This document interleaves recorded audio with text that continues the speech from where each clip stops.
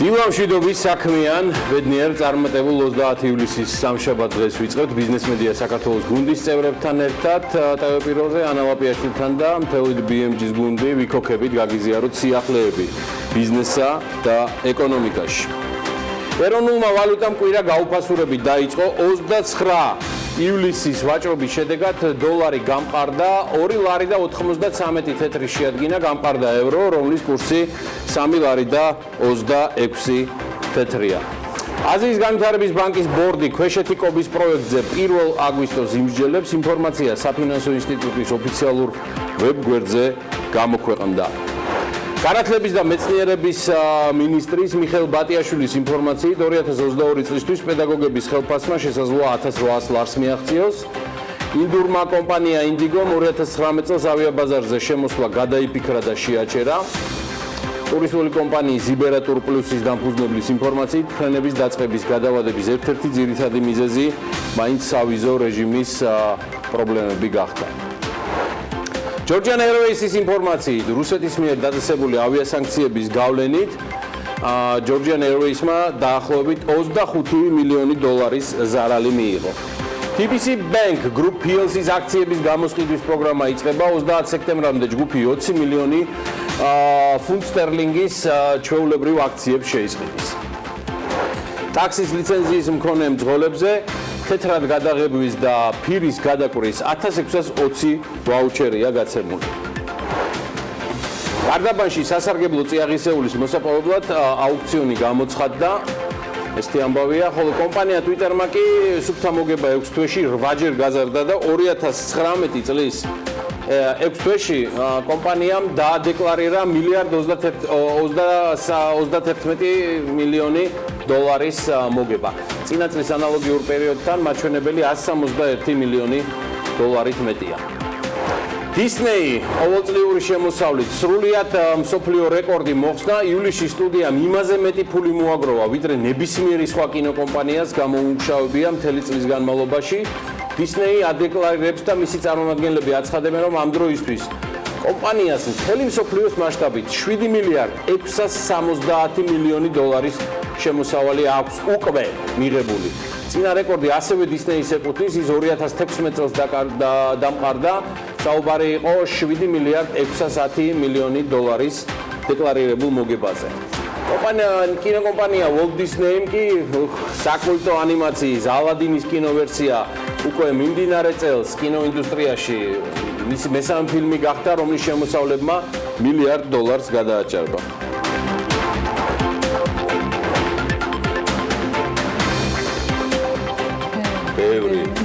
ბოშნორი ვერსია იყო, ანათობამ დამოხატყოს ან Disney გავხსნათ. Კაი გამარჯობა ყველას, კარგი ამბები ვცდილობთ ყოველთვის დავიწყოთ საქმიანი დილა. გმადლობთ რომ ხართ ტელეპიროზე და უყურებთ BMG-ის საავტორო გადაცემას საქმიანი დილა. მე გიორგი ისაკაძე ვარ და ანა ლაპიაშვილს დიდი ხანია არ სჭირდება უკვე წარდგენა. ვცდილობთ ამ კარგ ამბებს და ვცდილობთ და ყველაფერს ვაკეთებთ იმისათვის რომ BMG-ის მკითხველებმა და მაყურებელმა რაც შეიძლება მეტი სასიამოვნო ამბავი მოისმინოს, თუმცა ეს მხოლოდ ჩვენზე არის დამოკიდებული და სასიამოვნოსთან ერთად ნებისმიერი და ყველა ინფორმაცია, რაც ბიზნეს და მთელ ეკონომიკას მისცემს პოზიტივს, ჩვენ შევეცდებით რომ მომავალშიც ბევრი გაგიზიაროთ. ჩვენი ამერიკული კავშირების საშუალებით მორიგ სიახლეს მივაგენით. კომპანია ქართული ზეთისხილის დამფუძნებლის გიორგი სვანიძის განცხადებით 2020 წლის მარტში 100,000 ბოთლ ქართულ ზეთისხილის ზეთს ამერიკულ ბაზარზე ნიუ-იორკში გაიტანენ. როგორც BMG-ს თავად სვანიძე ეუბნება, ბრენდი უცხოეთის ბაზარზე ქართული ზეთისხილის სახელწოდებით იქნება წარმოდგენილი. მისივე თქმით, ამერიკის ბაზარზე საომალო ზეთისხილის გატანაც იგეგმება. ნიუ-იორკის შემდგომ უკვე ნიუ-ჯერსიში ჩევალთ, ამბობს სვანიძე და იქვე აღნიშნავს, რომ ამერიკის ბაზრის შემდეგ კომპანიის საექსპორტო გეგმები კანადას და უკვე მექსიკას უკავშირდება. ხო და რაც შეეხება ამერიკაში ქართული პროდუქციის საფასო პოლიტიკას, გიორგი სვანიძის თქმით, ზეთისხილის ზეთის ფასი ამერიკის ბაზარზე მარკეტინგული შესწავლის შემდგომ დადგინდება ცხადია და ამ ეტაპზე ქართული ზეთისხილის კომპანიას ექსპორტთან დაკავშირებით ასევე მოლაპარაკებები აქვს რუსეთთან და ჩინეთთან, სადაც პროდუქცია უკვე გასასვლელადაც ემზადება. პროდუქცია იყიდება ბელორუსში, ამასთან მიმდინარე წლის სექტემბერ-ოქტომბერში კი ქართული ზეთისხილის პროდუქციას დუბაის კარფურის ქსელსაც მიაწოდებენ. კომპანია ქართული ზეთისხილის ბაღებს კახეთში ფლობს. ქართული ზეთისხილის ზეთი 250, 500 და 750 გრამიან მინის კილებში იყიდება. ზეთისხილის მარინადიც ასევე ამ მოცულობის მინის კილებშია წარმოდგენილი. პროდუქციის ფასი 9 ლიტრიან კილოში 13-დან 16 ლარამდე მერყეობს, ხოლო 250 გრამიანი კილის ფასი 7-დან 9 ლარამდეა. მოიკითხეთ ეს არაჩვეულებრივი ქართული პროდუქტი BMG სახელით საუკეთესო მოკითხვები. გიორგი სვანიძეს ბარაკა და წარმატებები ყოველ სისხამდილით მზადვარ ნებისმიერ ტოროლას გავეჯიბრო ესეთი მაგარი ამბებით გაზიარების დასწრებაში გიორგის ველით სტუდიაში გელით ნებისმიერ დროს გიორგი 16 აგვისტომდე ეთერში ვართ და მოდი მეტი მოუყვეთ ამ ძალიან მაგარ ამბებზე ჩვენს საქმიან მაყურებელს. და ამისათვის მოგვიწევს შეერთებულ შტატებში ძალის გაკეთება. სულ რამდენიმე დღის წინ ამ სტუდიაში იყო და ახლა უკვე ნიუ-იორკშია ოჯახთან ერთად იქ მცხოვრები ქართული ბიზნესმენი ავთანდილ ჩხაიძე, რომელიც სწორედ მისი ქსელის და კავშირებით უზრუნველყოფს ქართული ზეთისხილის დისტრიბუციას ამერიკის ძალიან დიდ ბაზარზე, რომელსაც იმედია ეტაპობრივად სხვა ბევრი ქართული პროდუქტიც აითვისებს. მხოლოდ გამიხარდება ანა ავთოსთან, იგივე დავით ჩხეიძესთან კიდევ ერთი საუბარი, ჩვენი კარგი მეგობარი პარტნიორია, გვეიმედება ეს კაცი შტატებში, დიდ და ბევრ საქმეს აკეთებს და დარწმუნებული ვარ 8-9 თვეში ვიამაყებთ მისი გამოგზავნილი ფოტო და ვიდეო მასალით, რომელიც მორიგი ამსახველი იქნება ქართული პროდუქციისა ამერიკულ დახლებზე. სხვათა შორის კვირასვე მომწერეს Forbes-ის კვირის დასრულებისთანავე რუსთავი 2-ზე და დავითმა დაკავშირება მთხოვა ქართული ჩაის მანას წარმოებასთან, რომელზეც სიუჟეტი გავიდა ნინი ლონგურაშვილის მიერ მომზადებული, მათაც სურს რომ შესთავაზოს დისტრიბუცია ამერიკის ბაზარზე. ქართული ჩაის მანას პერსპექტივით ჩეხეთის ბაზარზე მინდა გითხრათ პირადად დაინტერესდა საქართველოს ელჩი ჩეხეთის რესპუბლიკაში მარიამ რაქვიაშვილი. მარიკო ზარიც აბსოლუტურად არ იყო ჩემთვის ასე ვთქვათ მოულოდნელი, რადგან ვიცი როგორი რუდუნებით მიყვება ნებისმიერ შესაძლო აქტივობას ქართული პროდუქტისა ჩეხეთში და გაიგორა რომ მანას მიმართება ჩეხეთის ბაზართან დაკავშირებით. მანას მოცულობა არც თუ დიდია, მაგრამ აქვე გეუბნებით რომ ძალიან ბევრ საინტერესო ზარს მიიღებთ, მათ შორის ჩვენი ელჩისგანაც და აბა თქვენ იცით. ეჭვი მაქვს თიკო ჟორჟოლაძე, რომლის კონტაქტიც ნინი ლონგურაშვილმა გადმომცა, ვერაუა ამ დღეებში ზარებს და მეილებს. გიორგი, დილიდან ისეთი შემართებით ხარ, რომ დარწმუნებული ვარ, TBC-ის ამბების დეტალურად უნდა ჩავშალოთ საქმიანი დილის მაყურებლისათვის. ცოტა მოგვიანებით აუცილებლად ყველა ინფორმაციას საქმიანი დილის ეთერში მოისმენთ. ფაქტი ის არის, რომ აქციები იზრდება და ლონდონის საფონდო ბირჟაზე TBC-ის აქციები მზარ ტენდენციას გვიჩვენებს. გუშინ საღამოს აი მართლა ნეტარი ვიყავი.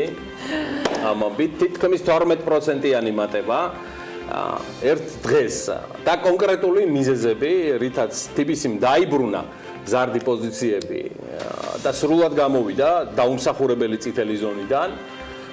მოდი ცოტა მოგვიანებით ამაზე, მაგრამ ფაქტია, რომ 12%-იანი 11.27% რაც დაფიქსირდა. ეს არის ცალსახად მაგარი ამბავი, მაგრამ კარგი ამბები გადაცემის სხვა ნაწილშიც გვჭირდება და ამიტომ მანამდე მინდა გადავხედოთ ოფიციოზის პროგნოზს, რომელიც ჩვენ საქმიანებს, რომლებიც უკვე მრავლად არიან ქსელში და ჩვენ სხვადასხვა ასე ვთქვათ არხებზე უკვე გვადევნებენ თვალყურს და მათ უნდა მივაწოდოთ ასევე უმნიშვნელოვანესი ინფორმაცია საქართველოს მთავრობის პროგნოზებთან და მიმართებებთან დაკავშირებით. ფინანსთა სამინისტრომ 2020 წლის ეკონომიკასთან, საქართველოს ეკონომიკასთან დაკავშირებით ხედვა გამოაქვეყნა და 5%-ით იქნება ეკონომიკა გაზრდილი. სამინისტროს ხედვა ეფუძნება 2020-2023 წლების მონაცემებს და მიმართულების დოკუმენტებშიც იკითხება ყველა თითქმის დეტალი, რასაც აქვეყნებს საქართველოს ფინანსთა სამინისტრო. ამ წლებში, ანუ 2020-23 წლებში, ძირითადი მონაცემების და მიმართულების დოკუმენტში აღნიშნულია, რომ 21, 22 და 23 წლებში წლიურად ეკონომიკა 5.9%-ით გაიზრდება, 2019 წლის ეკონომიკური ზრდა შედარებით მოგრძალებულია 4.9%. 2020 წელს სულ მოსახლეზე საშუალო შემოსავალი $4,771-მდე უნდა გაიზარდოს. 2020 წელს საქართველოს მთლიანმა შიდა პროდუქტმა დაახლოებით 48 მილიარდი ლარი უნდა შეადგინოს, მიმდინარე ანგარიშის დეფიციტი მთლიანი შიდა პროდუქტის მიმართ 6.7% იქნება. გუშინ ჩემმა უკარგესმა მეგობარმა და გამორჩეულმა მეწარმემ თამას დაუშულმა დიოს აღმასრულებელმა დირექტორმა ძალიან კარგად დათვალა და ამას BMG აუცილებლად მიუბრუნდება რომ ვერანაირი 4.5%-იანი ეკონომიკური ზრდა და ვერც 5%-იანი ვერ გვიშველის ეროვნული ვალუტის გაუფასურების იმ მასშტაბების ფონზე, რაც ბოლო თვეებია ჩვენ თვალყურს ვადევნებთ და ყველანი ვგრძნობთ საკუთარ ჯიბეზე, დოლარში თუ შევადარებთ მთლიანი შიდა პროდუქტის მოცულობებს, არათუ არანაირი ზრდა არ აქვს პირიქით საქართველოს ეკონომიკა ფაქტოლოგიურად შემცირებულია და ამ შემცირების მიზეზები კი ლარის პოზიციების შეუქცევადი და სწრაფი ვარდნა. ქართული ეროვნული ვალუტა ლირასთან ერთად რეგიონის ვალუტებს შორის ყველაზე მეტად უფასურდება და სხვათა შორის თურქული ეკონომიკის დატყობა ჩვენი ვალუტის გაუფასურებაზე ჯერ კიდევ მაისიდან არის დაწყებული, როცა ლარმა ყველაზე მკვეთრი გაუფასურება დააფიქსირა. ივნისში რეგიონის ქვეყნების ვალუტების გაცვლითი კურსები დოლართან მიმართებაში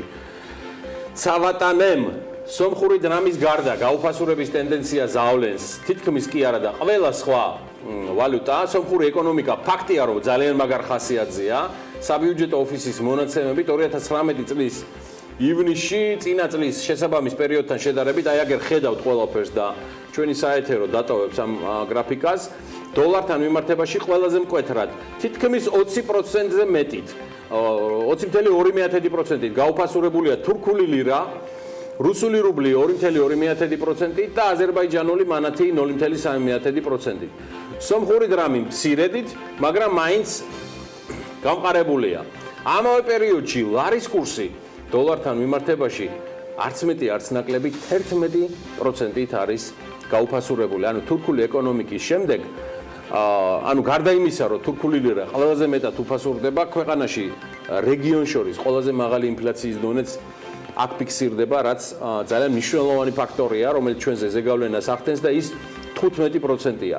ქვეყანაში წლის დასაწყისიდან ფაქტიურად რეცესია ფიქსირდება, ძალიან ბევრი მნიშვნელოვანი საკადრო გადაწყვეტილებაც იქნა მიღებული, მათ შორის ეროვნული ბანკის ხელმძღვანელის, მმართველის შეცვლისა რეჯეპ ტაიპ ერდოგანის მიერ. აი, რაც შეეხება სომხეთს, წლის დასაწყისიდან ქვეყანაში ეკონომიკური ზრდა ძალიან მაღალი ფიქსირდება, მხოლოდ მაისში სომხეთში ეკონომიკა 7.3%-ით არის გაზრდილი. 7.3%.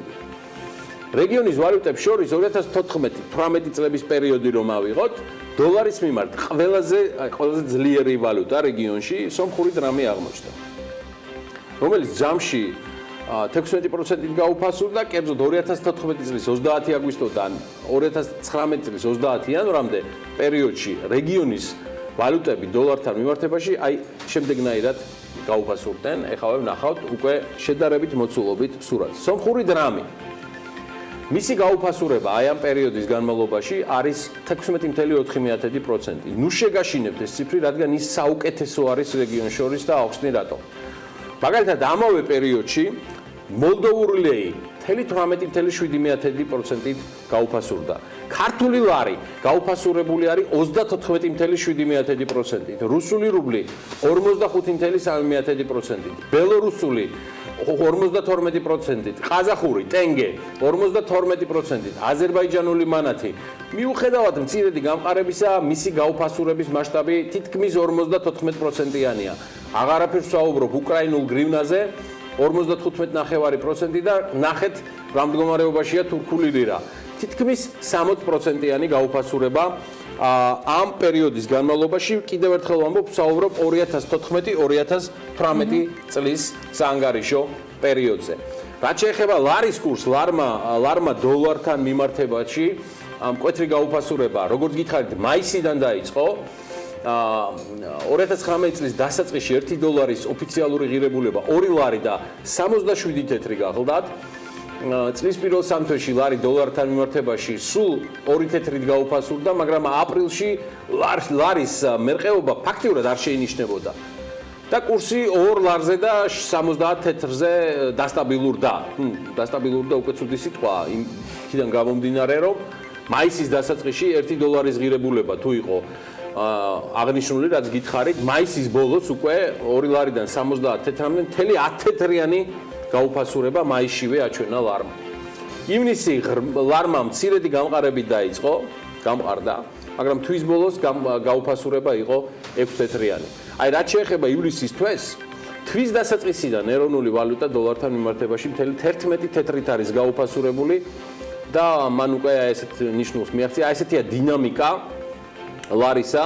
მე უბრალოდ მინდა ყველა ყურადღებით შეხედოთ ამ გრაფიკას და მივხვდებით, რომ ივნისის თვეში და მაისის ბოლოს, მაისის პერიოდში ლარი 10 თეთრით არის გაუფასურებული, ივნისში კი ყველაზე მძიმე და ყველაზე ცხელი პოლიტიკური, ასე ვთქვათ, პერიოდის განმავლობაში სულ 6 თეთრიანი გაუფასურება იყო და ამიტომ ვთქვათ, რომ ყველამ გავაკეთოთ ძალიან სწორი ანალიზი განცხადებებისა, რომელიც ხშირად სრულიად უპასუხისმგებლოა ზუსტად თავისნაირი უპასუხისმგებლო ავტორების მიერ, ვინც აკეთებენ, რომ ლარის ეს турბულენტი უკავშირდება იმ მოვლენებს, რომელიც ხდებოდა.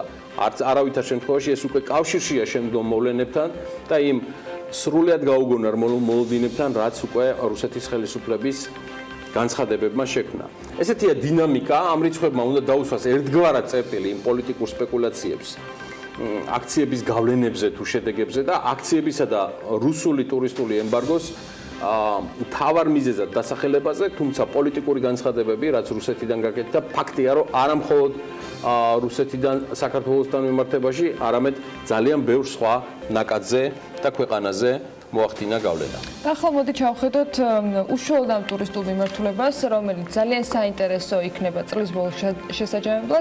წლის პირველ ნახევარში კი საქართველოს ტურიზმიდან $1.4 მილიარდი შემოსავალი მიიღო.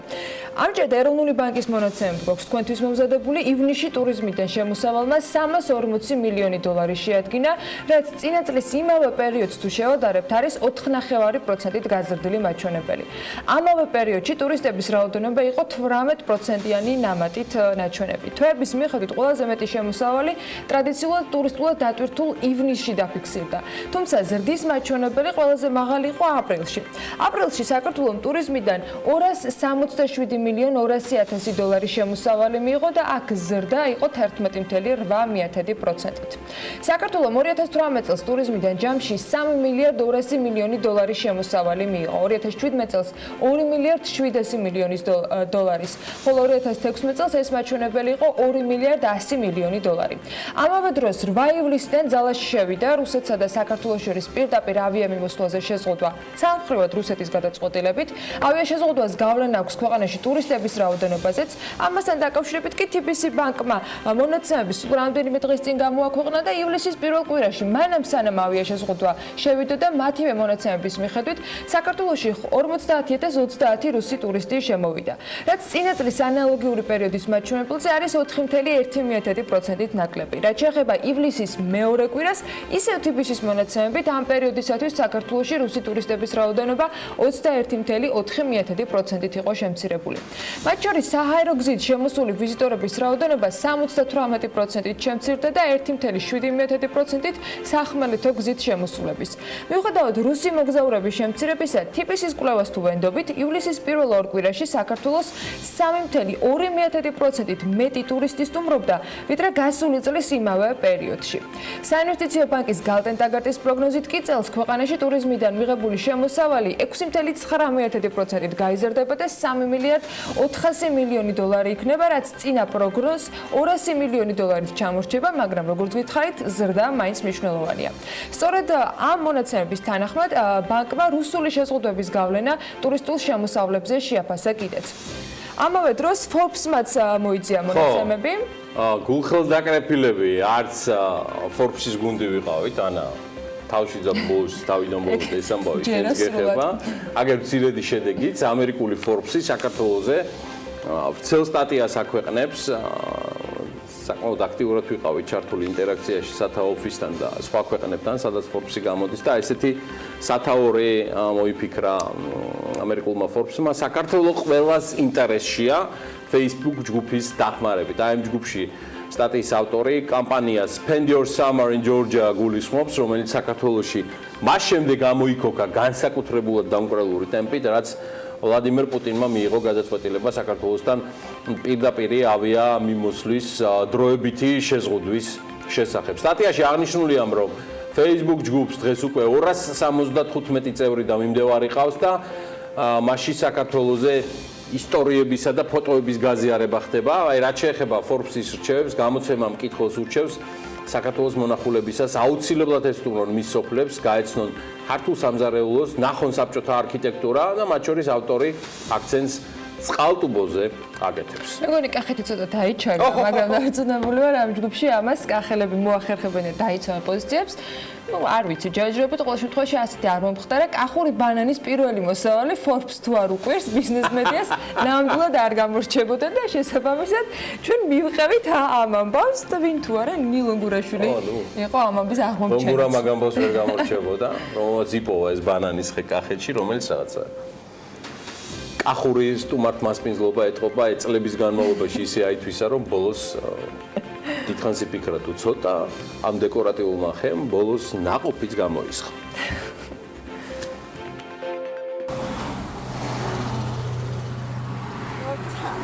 ოჯახში მასპინძლობას დიასახლისი მაია ბახტურიძე გვიწევს. დიასახლისი და კახური ბანანის მთავარი გულშემატკივარი. სოფელ კავშირში ოჯახის უფროსი და უმცროსი ქალბატონები ერთობლივი ძალებით ზრუნავენ ბაღზე და ამაყობენ, რომ იშვიათი სახეობის მცენარეები აქვთ. განსაკუთრებულად კი ბანანის პირველ მოსავალს უვლიან, რადგან 15 წლის მანძილზე ნაყოფი მხოლოდ წელს გამოიღო. თავიდან იღებს ტაროს, აი გამოვა ტაროს სახით და აი თავში გამოაქვს ნაყოფი და მე უკვე ვეღარ ასრებს, ეთქობა ტემპერატურაც ისეთი უნდა, რომ ეს ნაყოფები შეინარჩუნოს და აქეთ უკვე ვეღარ ინარჩუნებს ამ ნაყოფებს და ეს ახლა გაიშლება, ყვავილების სახით ჩამოცვივდება დაბლა. საიდან არის ბურჯანაძეების ოჯახში ბანანის ხე ოჯახის დიასახლისმა ვერ გაიხსენა, მაგრამ დანამდვილებით იცის, რომ წლების წინ პალმა დედამთილმა დარგო. სამეზობლოში პირველი ოჯახია, ვისაც ბანანის ხე ჰქონდა და მეზობლებსაც უწილადა. თუმცა ბანანის სრულ კონდიციამდე მიყონა ჯერჯერობით მაინც ვერავინ შეძლო. ჯამში 9 ბანანის ხე აქედან ნაყოფი მხოლოდ ერთმა გამოიღო. ჩემ დედამთილმა მოიტანა ეს ნარგავი. ძალიან უყვარს თვითონაც ეს ყვავილების ზოგი უბით მოქონდა, ზოგი ხელით, ზოგი ჯიბით. ეს 2 წელია რომ გამოიჩინა ბანანა, გამიკვიდა მე ძალიან. გამოიღო მტევანი და სანახავად მოდიდნენ სულ ყველა. დეკორატიული ფუნქციიდან უკვე მოსავლის აღებამდე მივიდნენ. იციან, რომ ბანანის სრულდამწიფებამდე ბევრი მუშაობა და სწორად შერჩეული ტემპერატურა სჭირდება. ოჯახის დიასახლის ესეც გათვლილი აქვს და ამისათვის მზად არის. ზამთრის პერიოდში გადავჭრით ხოლმე ამ ბანანს, გადაიჭრება სიმაღლეებზე და გაზაფხულის პირზე მე ისევე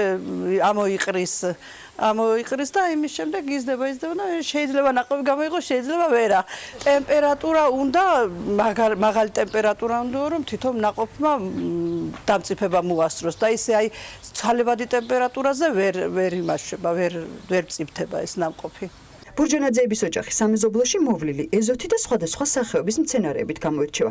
დიასახლისის ყოველდღიურ საქმიანობაში ერთ-ერთი მთავარი ადგილი სწორედ ეზოს მოვლას უკავია.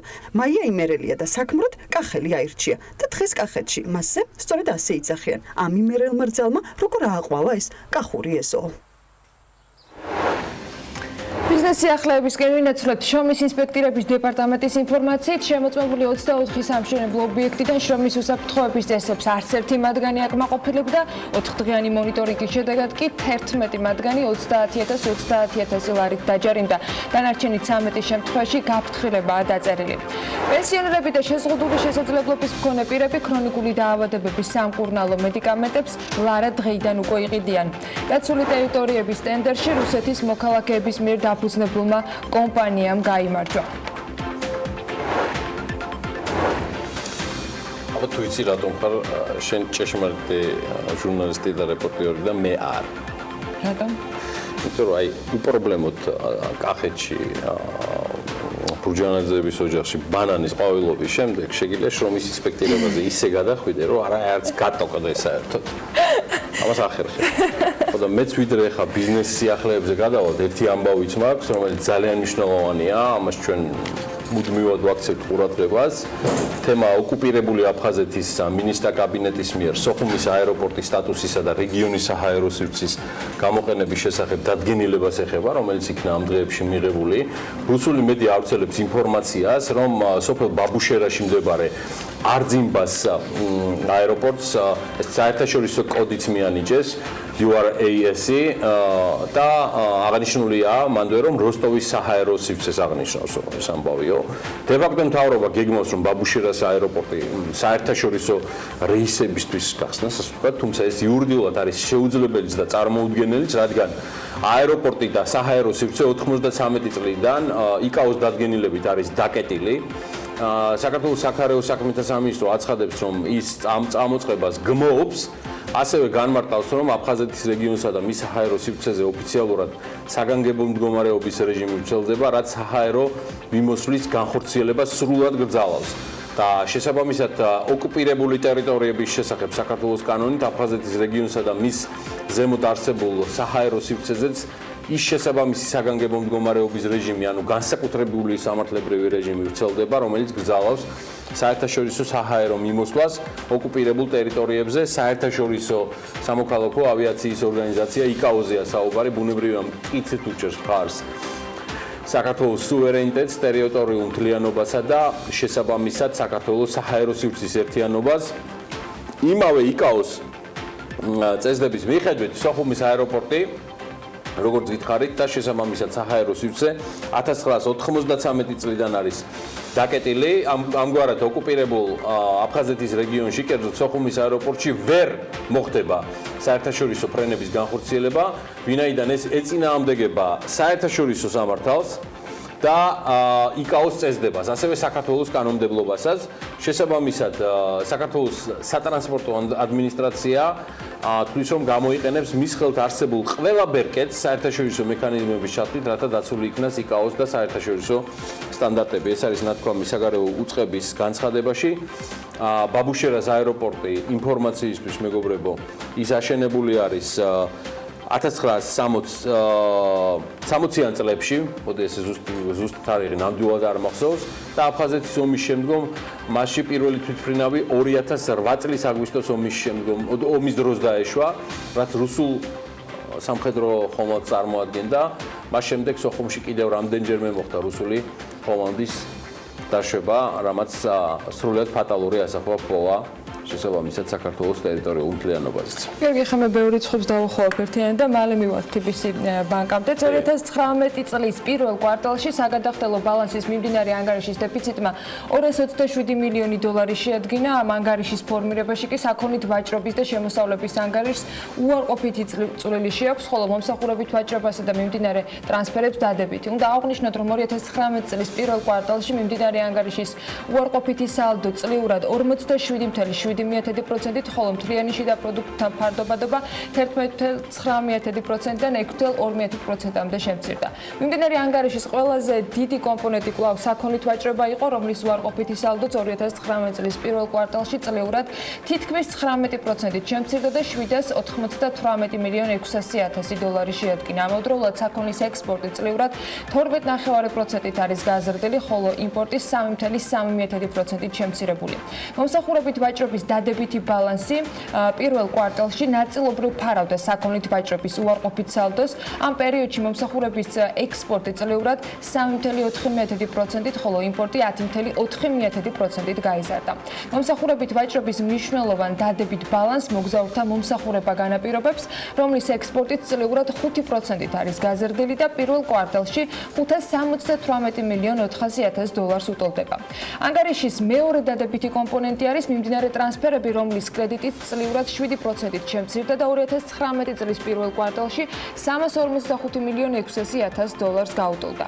ამ პერიოდში შემცირებული იყო როგორც კერძო სექტორის, ასევე სამთავრობო ტრანსფერები, წმინდა უცხოურმა პირდაპირმა ინვესტიციებმა კი პირველ კვარტალში 240,9 მილიონი დოლარი შეადგინა, რაც კვარტალური მთლიანი შიდა პროდუქტის 6,6%-ია.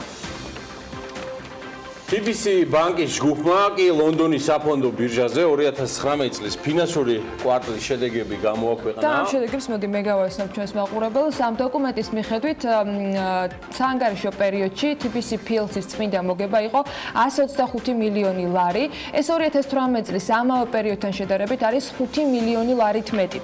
2019 წლის პირველ კვარტალში კი მოგება 133 მილიონ ლარს შეადგენდა. შესაბამისად 2019 წლის პირველ ნახევარში ჯგუფის შესხების საერთო მოგება იყო 258 მილიონი ლარი. გასული წლის ამავე პერიოდში მოგება 217 მილიონ ლარს აღემატებოდა. ჯგუფის აქტივები 2019 წლის 30 ივნისის მდგომარეობით 17 მილიარდ 200 მილიონ ლარს შეადგენდა, რაც წინა წელთან შედარებით არის 27%-ით მეტი. TBC-ის მიერ გაცემული სესხების საერთო მოცულობა წლიურად 25%-ით გაიზარდა, ამჟამად ის შეადგენს 11 მილიარდ 100 მილიონ ლარს, დეპოზიტების ზრდა იყო 24.5%-ით, 2019 წლის 30 ივნისის მდგომარეობით კი 9 მილიარდ 900 მილიონ ლარს უტოლდება. მთლიანობაში TBC-ზე საქართველოს საბანკო სექტორის აქტივების 39%, სესხების 38.5% და დეპოზიტების 41% მოდის.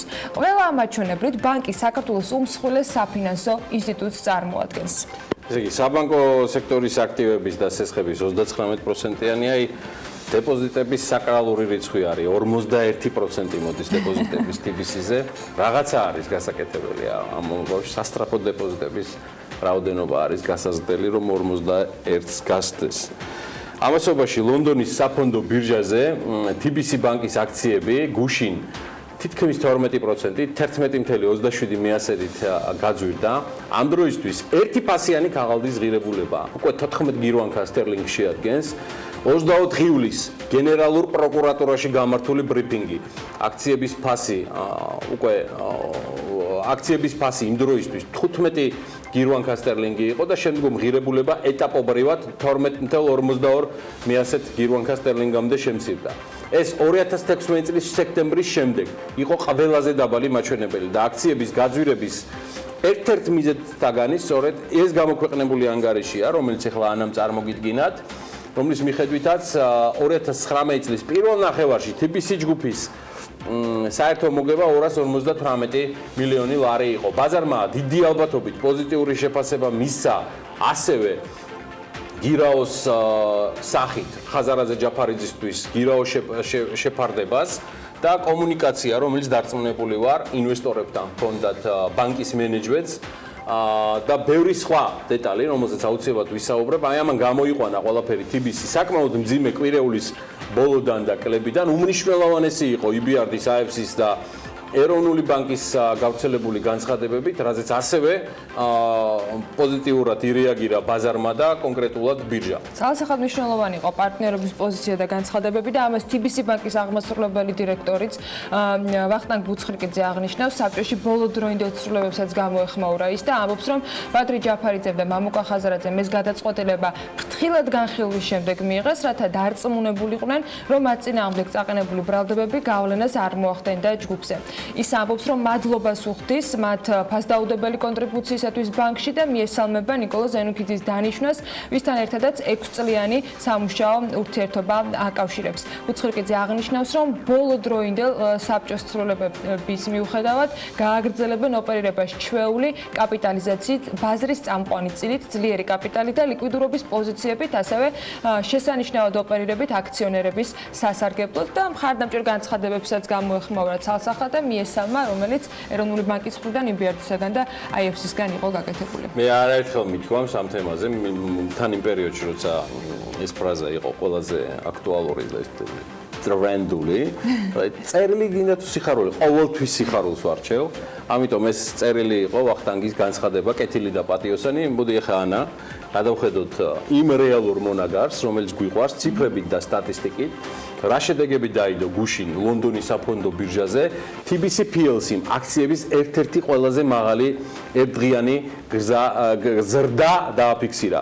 ჯგუფის მიერ კვარტალური ანგარიშგების გამოქვეყნების პარალელურად ძალიან სწრაფი ზრდა დაიწყო აქციებმა და ფაქტიურად აი ამ სრულად ხელოვნურად შექმნილი კრიზისის პერიოდის მაჩვენებელს დაუახლოვდა. ვაჭრობის დაწყებისას ერთი აქცია 12 გირვანქა და 62 პენსი ღირდა. დღის ბოლოს კი მაჩვენებელი თითქმის 14 გირვანქა სტერლინგზე ჩერდება, უფრო ზუსტად კი 13 გირვანქა და 13 გირვანქა სტერლინგი და 82 პენსი. აი ამ მატების შედეგად ბანკის საბაზრო კაპიტალიზაცია დაახლოებით 75 მილიონი გირვანქა სტერლინგით არის გაზრდილი 762 მილიონ გირვანქა სტერლინგამდე. ეს არის ძალიან კარგი ამბავი. და ძალიან კარგი გზავნილი იმ აბსოლუტურად გაუგონარი დღეების შემდეგ, რომელიც ამ ჯგუფის და მთლიანად საქართველოს საინვესტიციო კლიმატის ირგვლივ ხდებოდა. ჩვენს თავს ხდებოდა პირველ რიგში და შესაბამისად ამ თემაზე ჩვენ აუცილებლად გავაგზავნებთ საუბარს ცხადია უახლოეს მომავალში და რა თქმა უნდა ამ გადაცემაში. კიდევ ცოტა TBC-ზე, TBC Bank Group PLC-ის აქციების გამოსყიდვის პროგრამა იწყება 30 სექტემბრამდე ჯგუფი 20 მილიონი ფუნტის ჩვეული აქციების შესყიდვას გეგმავს. ჩვეულებრივი აქციების მაქსიმალური რაოდენობა კი 1.8 უკვე განსაზღვრულია, რომ შეძენილი ჩვეულებრივი აქციები ხაზინაში მიემართება. პროგრამის მიზანია პირველი 470,000 ჩვეულებრივი აქციის ფარგლებში მისცეს TBC PLC-ის საშუალება, რომ შეასრულოს თავისი ვალდებულებები წილების პროგრამის და სხვა აქციების ფარგლებში თანამშრომლობისათვის. ჯგუფმა გუშინ გაავრცელა განცხადება, რომელშიც ასევე ნათქვამი არის, რომ ამ მოდენობის ზემოთ ნებისმიერი გამოსყიდვა კაპიტალის შემცირებას მოხმარდება. ჯგუფს ჯერა, რომ აქციების ფასის გაუფასურება წარმოადგენს შესაძლებლობას, რომ ჩვეულებრივი აქციების გამოსყიდვით შეიქმნას ეკონომიკური ღირებულება და კომპანიამ ხელშეკრულება ამისათვის კვიპროსულ Renaissance Securities Limited-თან გააფორმა. პროგრამის პირველი ნაწილი არის 14 აგვისტოსთვის და მაქსიმუმ 47,000 ჩვეული აქციის ყიდვას გულისხმობს. ამ თარიღის შემდგომ კი უკვე ლიმიტი არის 1,800,000 ჩვეული აქცია და სავაჭრო გადაწყვეტილებები შესაძლოა არის, რომ რენკაპის მიერ იყოს მიღებული TBC PLC-ის მითითებების შესაბამისად. ახლა ვიდრე ამინდის პროგნოზზე გადავინაცვლებთ, კიდევ ერთი ძალიან მოკლე განცხადება. ანაგლიის კონსორციუმს სამშენებლო ნებართვით გათვალისწინებული დოკუმენტების წარდგენის ვადა გაუხანგრძლива. საქართველოს ეკონომიკის და მდგრადი განვითარების სამინისტროს ტექნიკური და სამშენებლო ზედამხედველობის სააგენტო და ანაგლიის განვითარების კონსორციუმს სამშენებლო სამუშაოების წარმოებასთან დაკავშირებით დოკუმენტის წარდგენის ვადა მისცა წლის ბოლომდე. გაუხანგრძლივდა. ოფიციალურად იქნა ეს გახსნა სხვა იმგენისა, სხვა ვალდებულებებისა 31 დეკემბრამდე აქვს ვადა. ანაკლიაზეც და სხვა დანარჩენ რეგიონებშიც როგორი ამინდი გველოდება, ახლა სწორედ ეს ინფორმაცია უნდა გაგაცნოთ. გარემოს ეროვნული სააგენტო გასწვრის ტრადიციულად მონაცემებს და მათი ინფორმაციით ამინდი გამტრობებული იქნება სამხრეთიდან გავრცელებული ცხელი ჰაერის მასებით და მოსალოდნელი არის ცვალებადი მოღრუბლულობა, ძირითადად უნალექოდ იქროლებს აღმოსავლეთის მიმართულების ქარი. დღის განმავლობაში 16 გრადუსი იქნება სოხუმში, ბათუმში 35 გრადუსს მიაღწევს ტემპერატურა, ქობულეთში 36 გრადუსია ნავარაუდევი, ქუთაისში, ზუგდიდში 38 გრადუსი იქნება, როგორც იქნება დაცხა მე მგონი, ანაკლიაში 35 გრადუსია ნავარაუდევი, ოზურგეთში 39, ონში 35, გორში 38, 37 გრადუსი იქნება ცხინვალში, მარნეულსა და რუსთავში. ახალციხესა და ბორჯომში 33 გრადუსს მიაღწევს ტემპერატურა, ბაკურიანში 27 გრადუსი იქნება, ახალქალაქში 26, სტეფანწმინდაში 20 და თელავში 35 გრადუსი. დედაქალაქში ცვალებადი მოღრუბლულობა მოსალოდნელი, უნალექოდ ჩაევრის დღე, იქროლებს სამხრეთ აღმოსავლეთის მიმართულების ქარი და ჰაერის მაქსიმალური ტემპერატურა თბილისში დღეს 30, ივლის 37 გრადუსი იქნება. ასე ამინდი გველოდება დღის განმავლობაში მთელი საქართველოს მასშტაბით და რა თქმა უნდა ეს დღე იქნება საქმიანი, რომელსაც რამდენიმე წუთში რეკლამის შემდეგ ჩვენს პირველ სტუმართან ერთად დავიწყებთ. არ გადართოთ, ყველანი საქმიანები ვრჩებით პირველზე. მალე დაგიბრუნდებით.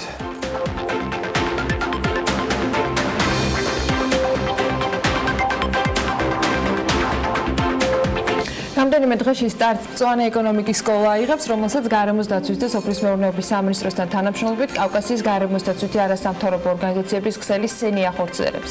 ეს სკოლა გათვლილია სტუდენტებზე და ქვეყნის მასშტაბით უკვე 20 სტუდენტია შერჩეული სხვადასხვა უნივერსიტეტიდან, რომლებიც ზაფხულს რამდენიმე დღეს ბულაჩაურის მწვანე ცენტრში გაატარებენ. რატომ დავინტერესდით ამ კონკრეტული სკოლით ამ შემთხვევით? ამას მეუყურებელი ჩვენ სტუმართან საუბრის შემდეგ მარტივად მიხვდება და რა მიზანს ემსახურება სკოლა?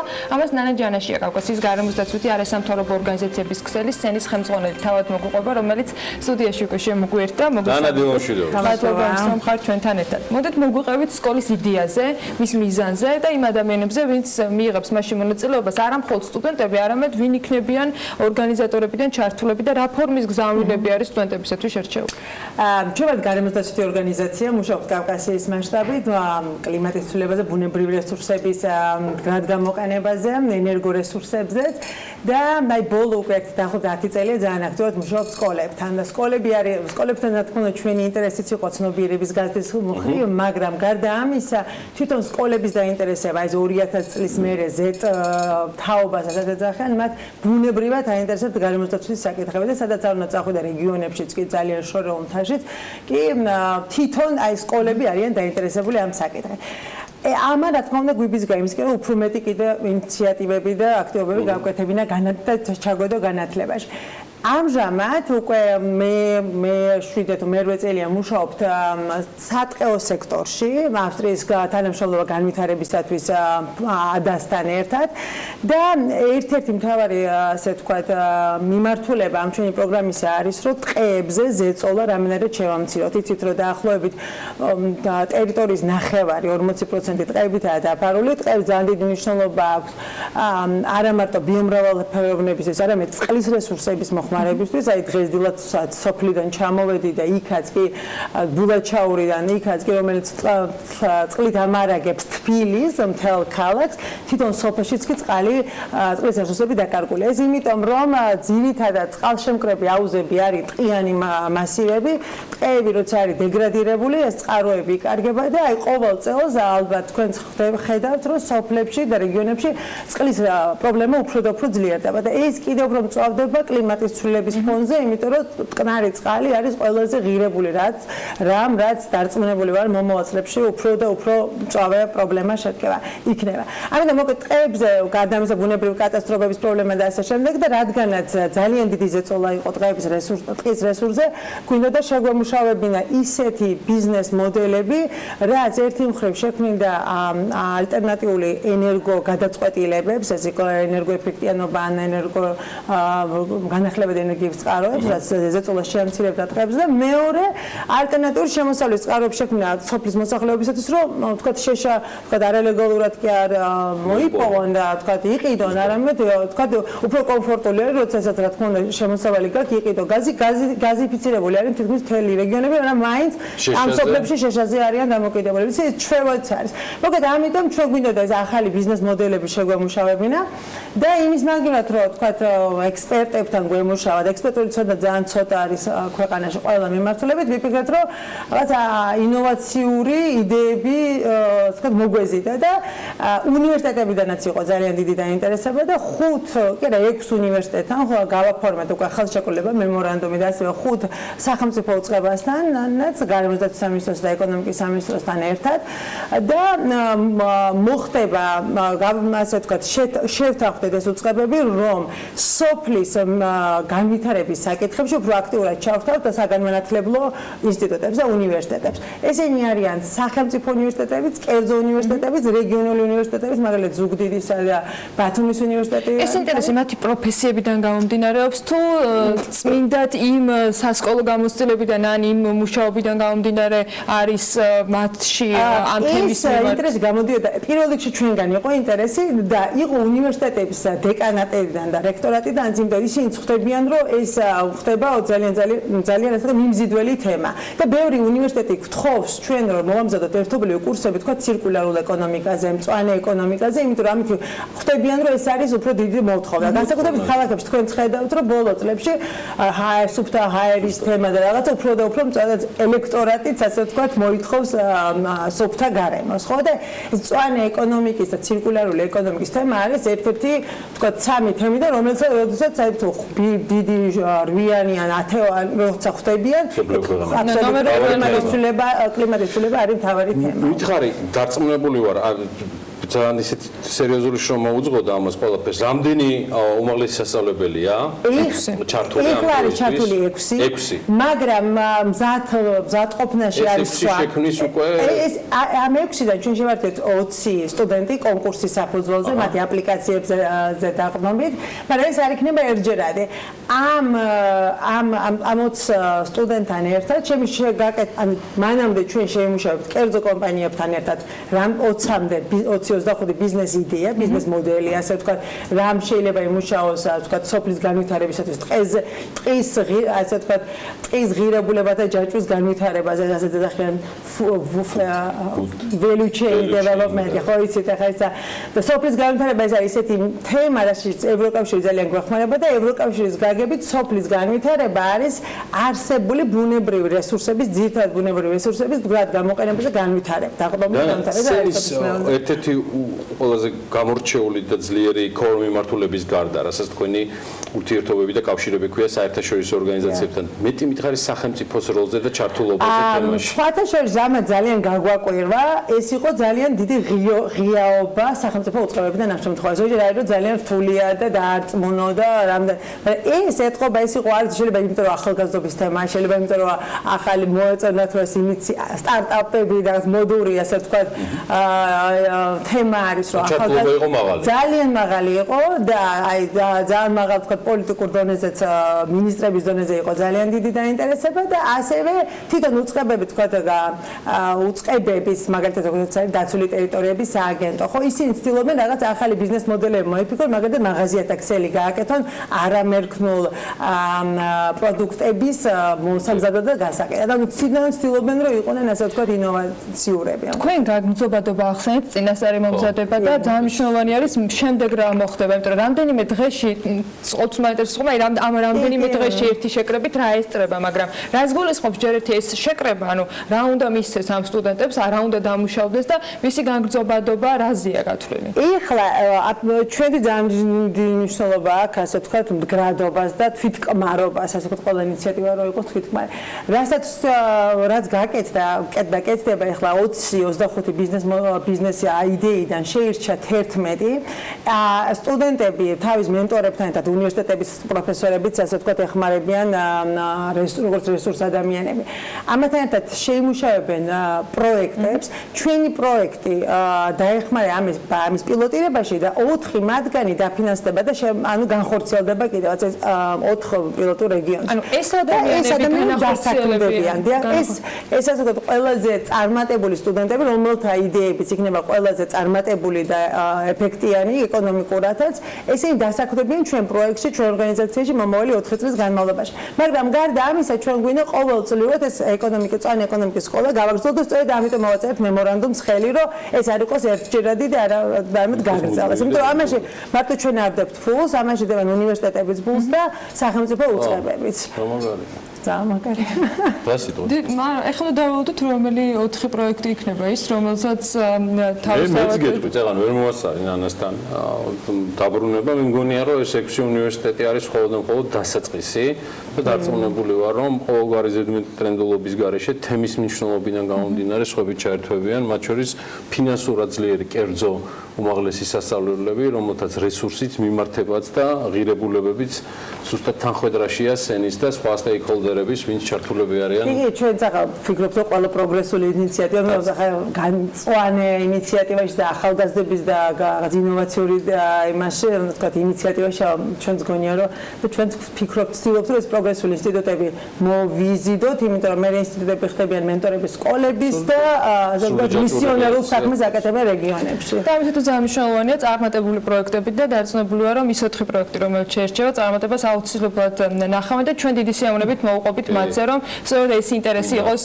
გაღვივებული წარმატებას გისურვებთ ნანა ჯანაშია კავკასიის გარემოს დაცვითი არასამთავრობო ორგანიზაციების ქსელი სენის ხელმძღვანელი სტუმრობდა საქმიანი დილას მადლობა მას მადლობა სტუმრობისათვის კიდევ ერთხელ ჩვენ ახლა ბათუმში უნდა გადავინაცვლოთ უпроსტად აჭარაში იმიტომ რომ ლევან თაღიაშვილმა ბათუმის შემდეგ გონიოს სანაპიროს მიაკითხა და ეცა და საქმიანი დილის მაყურებლისათვის გაერკვია როგორ მიმდინარეობს აქ ტურისტული სეზონი გზად ერაპალაშიც შეიარა და გონიო კვარიათის სასტუმროების სერვისებიც დატესტა რამდენად არის მზად აჭარის პატარა მაგრამ მნიშვნელოვანი და პოტენციური მხარე უცხოელი ტურისტების მისაღებად ქართველებზეც არ ამობენ უარს ნახოთ ლევან თაღიაშვილის მიერ მომზადებული სიუჟეტი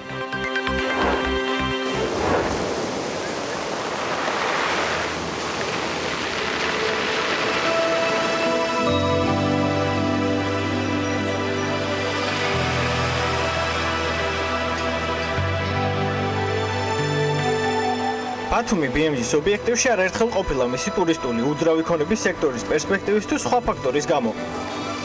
ამჟამად გადავწყვიტეთ აქტიური სეზონის პერიოდში გონიო კვარიათის ტერიტორია მოგვენახულებინა. ჩვენი მასპინძელი ერა პალასი კვარიათი იყო, რომელიც ჩვენთვის ნამდვილი აღმოჩენა გამოდგა. 4 ვარსკვლავიანი სასტუმრო უკვე 4 წელია ფუნქციონირებს და ჯამში 90 ნომრითაა წარმოდგენილი.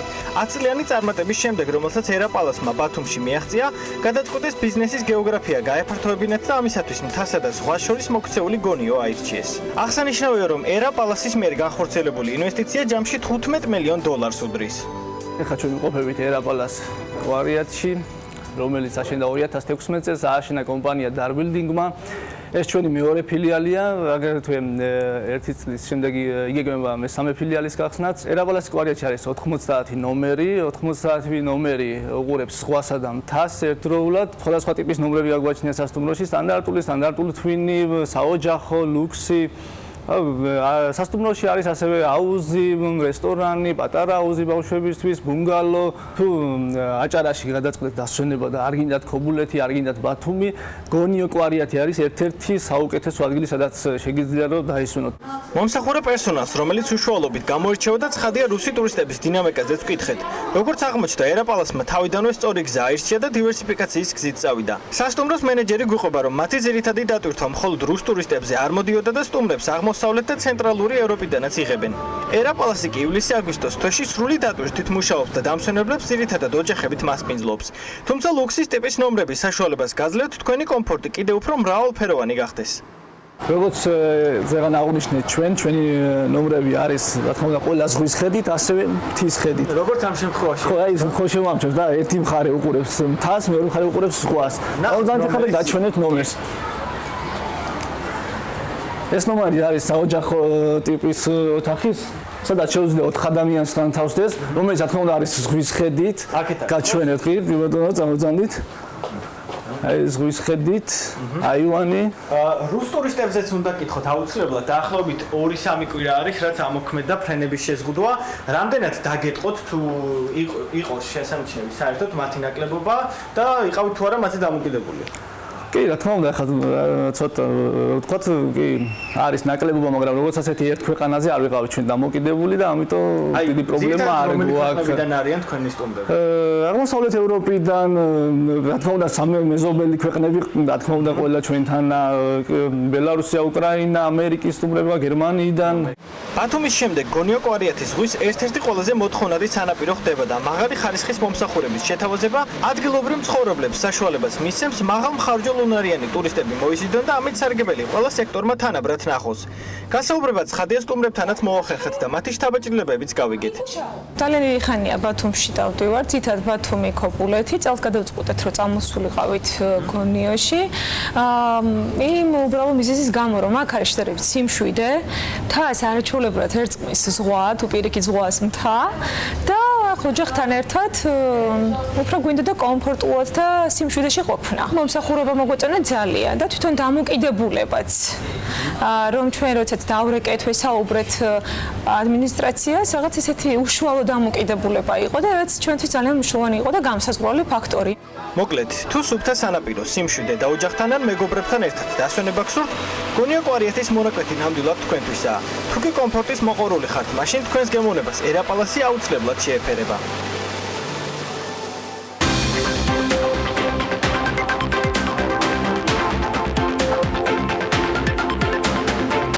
თურქეთმა, აზერბაიჯანმა და საქართველომ თხილის წარმოების სფეროში თანამშრომლობა დაიწყეს. გარემოს დაცვის და სოფლის მეურნეობის მინისტრის მოადგილის ხატია წილოსანის განცხადებით, რეგიონის ქვეყნებში საქართველო, თურქეთი და აზერბაიჯანი მომავალში ერთობლივად იმუშავებენ იმისთვის, რომ გაიზარდოს მოსავლიანობა და მსოფლიო ბაზარს სტაბილურად მაღალი ხარისხის პროდუქცია მიაწოდონ. ელექტროენერგიით ვაჭრობის თავისუფალი ბაზრის განვითარების კვალდაკვალ კერძო სექტორი ყიდვა-გაყიდვის მოქნილი სქემების შემუშავებაზე ფიქრობს.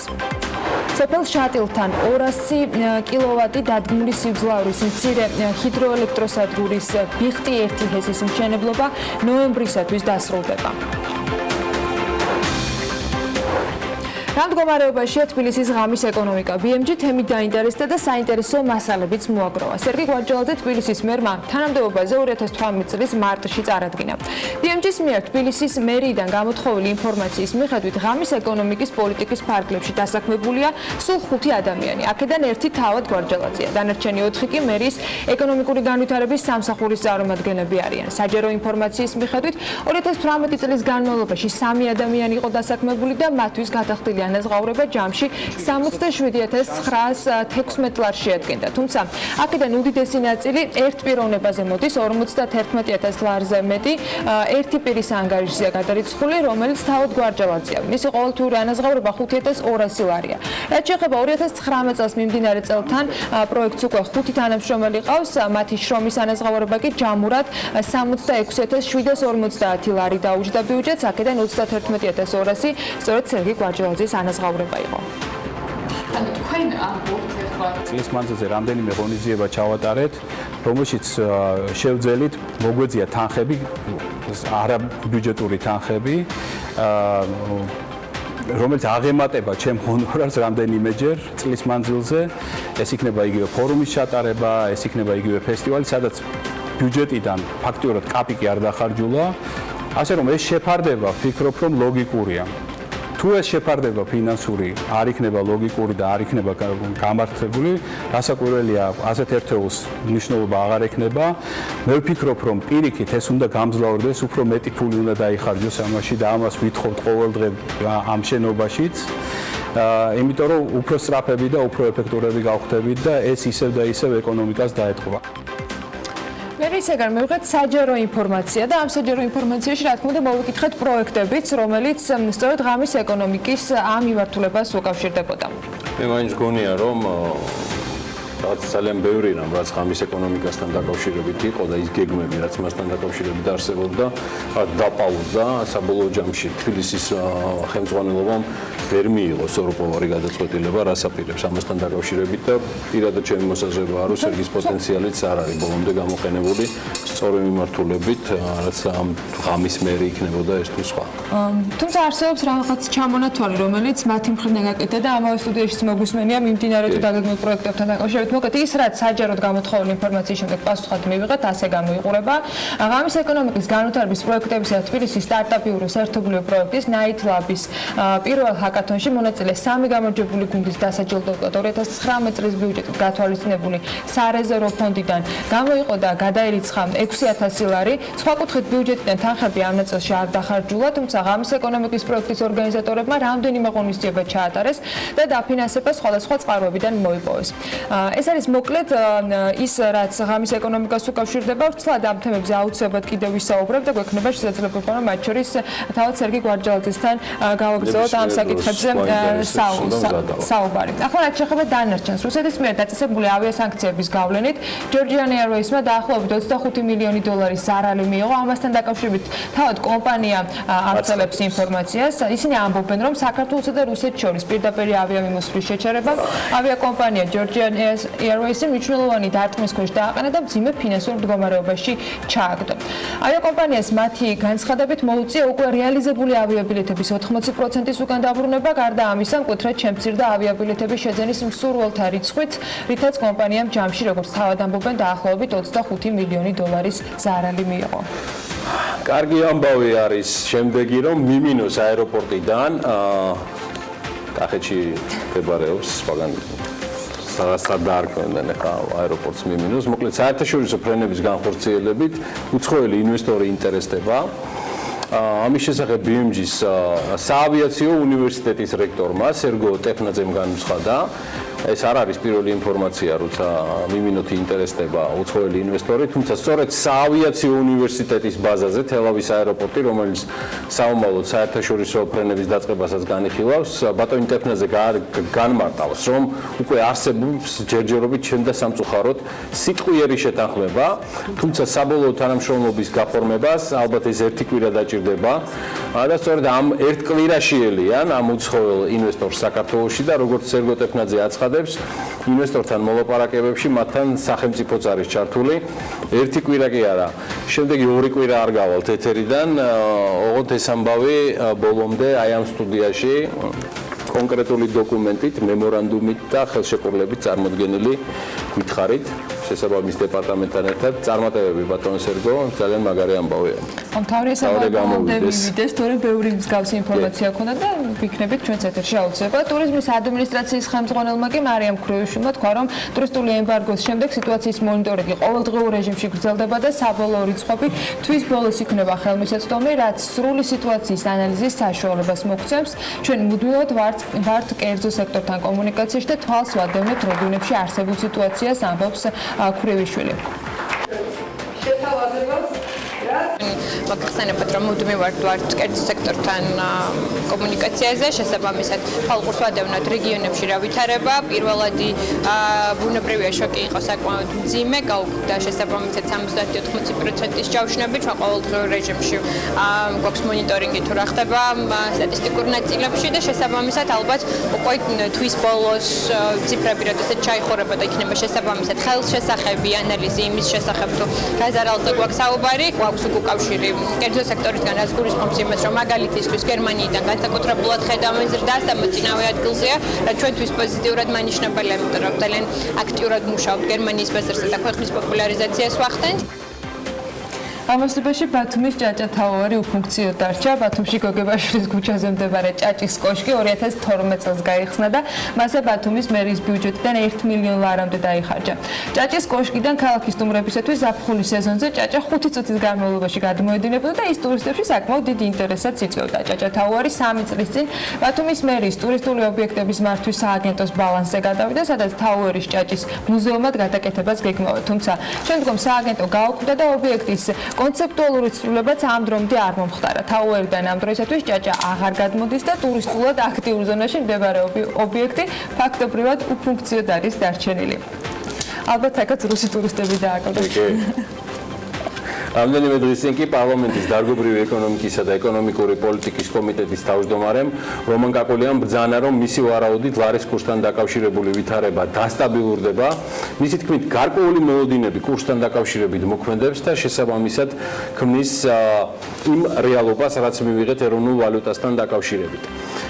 ეროვნული ვალუტის სისუსტეზე, ეკონომიკის სიმყიფეზე, საინვესტიციო გარემოს არასტაბილურობაზე და ქართული კომპანიების რეაქციებზე ამ პროცესებთან დაკავშირებით, რაც მიმდინარეობს ქვეყანაში, დარგობრივი ეკონომიკის კომიტეტის თავმჯდომარესთან გავაგრძელებთ საუბარს. ის თავაზიანად აქვთ, რომ დილიდან საქმიანად ის ყოველთვის იწყებს ყოველ დილას, მაგრამ დღეს უკვე სტუდიაშია. რომან კაკულია, ქალბატონებო და ბატონებო, საქართველოს პარლამენტის წევრი და კომიტეტის თავმჯდომარე, ესტუმრა BMG სტუდიას. დიوانშვილის როგორ ძანებს ბატონოვან? მადლობა, კარგად, რა ვიცი, რა გუჭირს, გვიძლებენ და ჩვენც უძლებთ, აი ესე ვართ.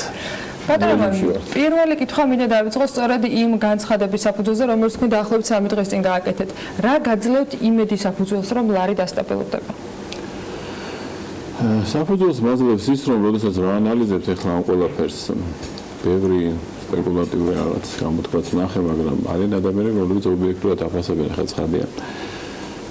იმ ფაქტების გაზვიადების გარეშე განხილვით თუ მიუდგებით ახლა რაც მოხდა პარლამენტთან ახლა არის ხოლმე ესეთი თემები, რომ მარტო ამის ბრალია თუ არა, მარტო ამის რა თქმა უნდა არ არის. უბრალოდ ახლა იმის გამო რომ ამას საერთოდ ზეგავლენა არ მოახდინა, მე მგონი რა თქმა უნდა არ იქნება სწორი და უბრალოდ აქ არის ამის ნიშა. და მეტი არაფერი, ამანაც მოახდინა თავისი უარყოფითი გავლენა რა თქმა უნდა.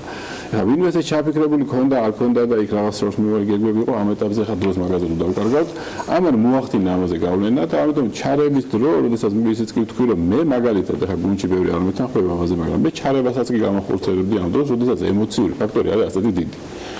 იმიტომ რომ იმ მომენტში როდესაც ეს მოხდა და გასაგები იყო რომ ტურიზმის შეფერხება რაღაც პერიოდში გარკვეულად იქნებოდა, ცხადია ახლა ყველა მოქალაქემ რომელსაც დაუშვათ 100 ლარის კი ქონდა სახში, იმ 100 ლარითაც კი წავიდა და დოლარი იყიდა. ამან გააკეთა. არ გეთანხმებათ გარდა თქვენი გუნდის წევრებისა და მათ არგუმენტსაც მოუყვან განცხადებაში, რომელიც მათი მხრიდან იყო სწორედ ამ პროცესებთან დაკავშირებით გავრცელებული, აღნიშნული არის, რომ ინტერვენცია ახლა კიდევ უფრო გაახანგძლივებს ლარის არაბუნებრივ მდგომარეობას. არაბუნებრიობაში იგულისხმება მათ შორის ის ემოციური პოზიტიური გავლენები, რომელიც მასზე მოქმედებს. მაინც ესეთი კითხვა მაქვს, ბატონო რომან, მთელი სურათი რო დაგანახოთ, თქვენ ჩართულობაში, ამ შემთხვევაში ჩარევაში, მხოლოდ ეროვნული ბანკი იგულისხმეთ თუ ალბათ მთელი სხვა პროცესები, რაც შეიძლება ამასთან დაკავშირებით. ესეც და თავად განაკვეთის თემაც შეიძლება აქ მოიტანო, იმიტომ რომ ამ შემთხვევაში ხა ეს ემოციების ფონი და მოლოდინები, როგორცაც ჩვენ კლასიკურად ეს თოდა სხვა მოვლენა იყო.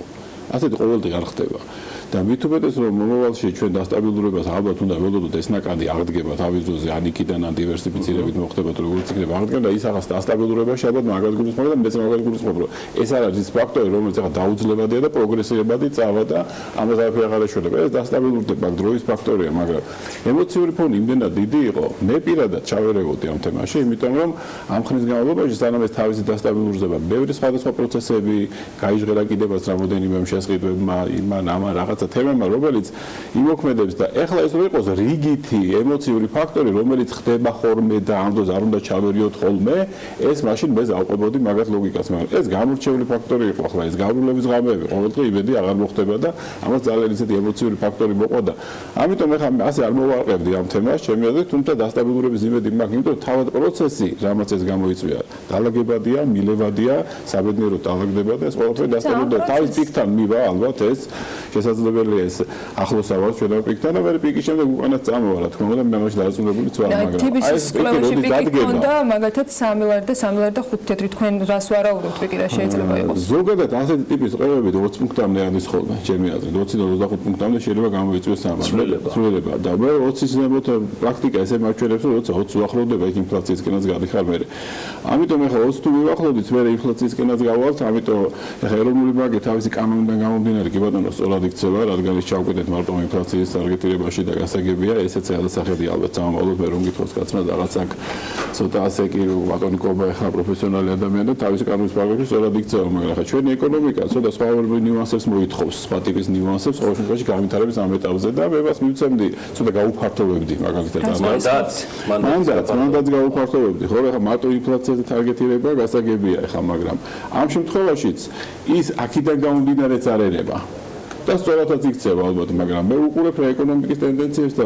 აი მოლოდინებისა და ემოციური ფაქტორს, რომელიც ერთჯერადი იყო, ვიმეორებ, ასეთი ყოველთვის თქვენ უკრას რომ მოხდა. აი აქ მინდა კითხოთ, ბატონო რომან, თქვენ ამ დროს ერთჯერადი იყო და ის მილევად იქნა, მაგრამ ხომ არ წამოეწია თუნდაც ამ ემოციებს ის რაც მოხდა TBC-სთან დაკავშირებით, ხაზარაძე ჯაფარიძის აძლიერა მათ შორის. ახლა მინდოდა მისულიყავ, ეხლა ეს ერთჯერადი ფაქტორი რაც მოხდა პარლამენტის მოვლენებით და ასე შემდეგ, ეს იყო ერთჯერადი, მას თავისი გავლენა რა თქმა უნდა ქონდა, მაგრამ ამის გარდა ჩვენ გვაქვს პროცესი, რომელსაც ახლა თუ ჩვენ თვითკრიტიკით არ მიუდექით ამას, ახლა აქ ახლა თავის მართლების რეჟიმი ყოფნა ალბათ არ იქნება სწორი.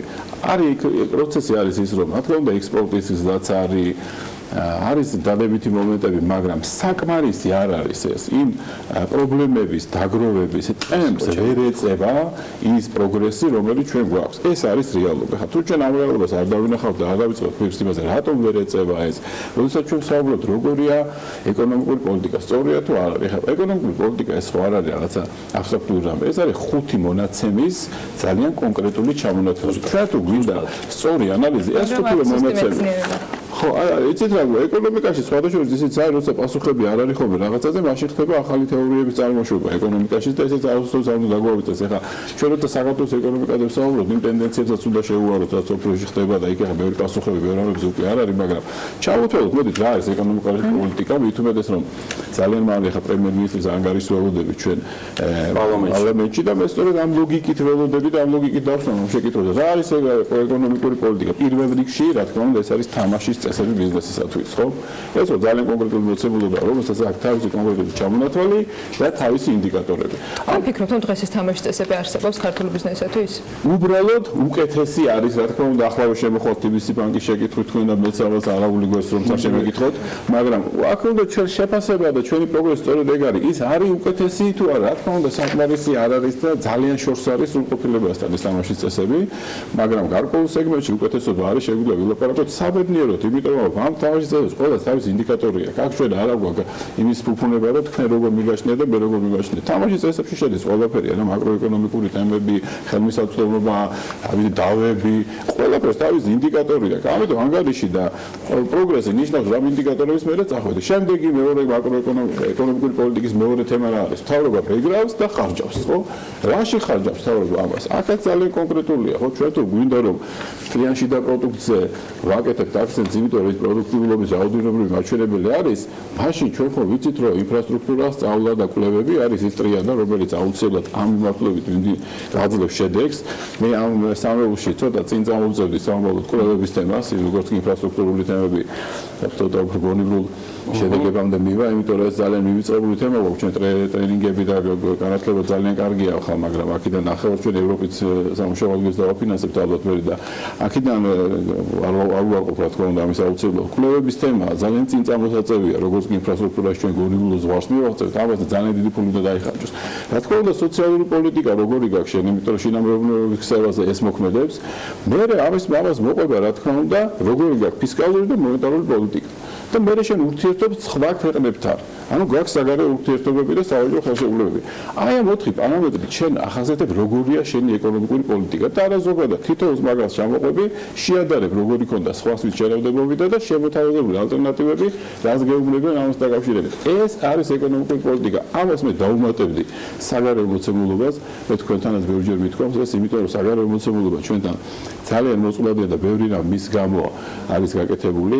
ის საფრთხეები, რომელიც ჩვენი ქვეყნის წინაშე დგას, ჩვენი საინვესტიციო გარემოს შემოფერხებელ ერთ-ერთ ძალიან ძიმე ფაქტორს წარმოადგენს. ამიტომ საგარეო პოლიტიკა უნდა იყოს პოლიტიკა, რომელიც ჩვენს მიზანს მიაღწევს ეკონომიკის განვითარებასთან ერთად და არა მის ხარჯზე. და აქ ეხლა ჩვენ წოდა დაგვაკომპლექსა პირდაპირ ვიტყვი ნაციონალურ მოძრაობამ თავის დროზე და რატომაც შეიძლება კომპლექსდებით, არ კომპლექსები მე და ვსაუბრობ ამაზე, თქვენ ეთერში ბევრჯერ მithქვამს, ყოველთვის მithქვამს, რომ საგარეო პოლიტიკა ეს არის საშინაო პოლიტიკის გაგრძელება და თუ ის შეიცავს იმ ელემენტებს, რომელიც საშინაო პოლიტიკის მთავარ პრიორიტეტს ეწინააღმდეგება, ესე იგი იქ რაღაც გადასახედია.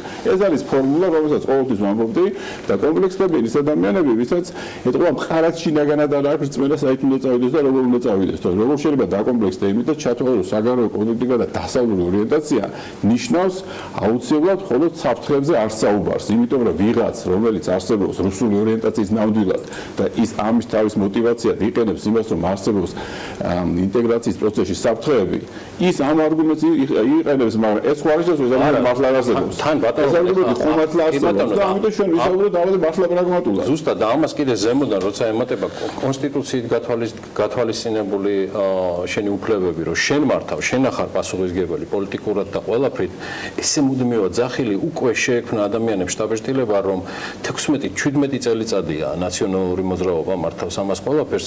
მაშინ როცა იგივე თქვენს ოფისში გულისხმობ საქართველოს პარლამენტის საბიუჯეტო ოფისს, არაჩვეულებრივი კვლევა ვნახე, სადაც ლარის კურსთან დაკავშირებით მიმოხილულია მთლიანად 4 წლიან ჭრილში და ბოლო 6 თვის პერიოდი და სანამ ხაზარაძე ჯაფარიძის თემაზე გადავალთ, აი ეს თემა მინდა კითხოთ ბატონ რომან, რამდენად სწორია და რამდენად სამართლიანია, მოდი ყველაზე რბილად ესე ვიტყვი, გადაიტანო ვექტორი ლარის კურსის ბოლო პერიოდის გაუფასურების, როცა ამა ყველაფერმა ყველაზე მეტი, ასე ვთქვათ, დაძვრა გაუფასურებისკენ მაისში მოგცა, თურქეთში განვითარებული მოვლენების და სხვა პერიოდებიდან გამომდინარე, რო შევადაროთ მაისი-ივნისი, როცა ახალგაზრდების აქციას სხვადასხვა უპასუხისმგებლო ადამიანები ტენიან პასუხისმგებლობას, 11 თეთრით არის გაუფასურებული მაისში ლარი.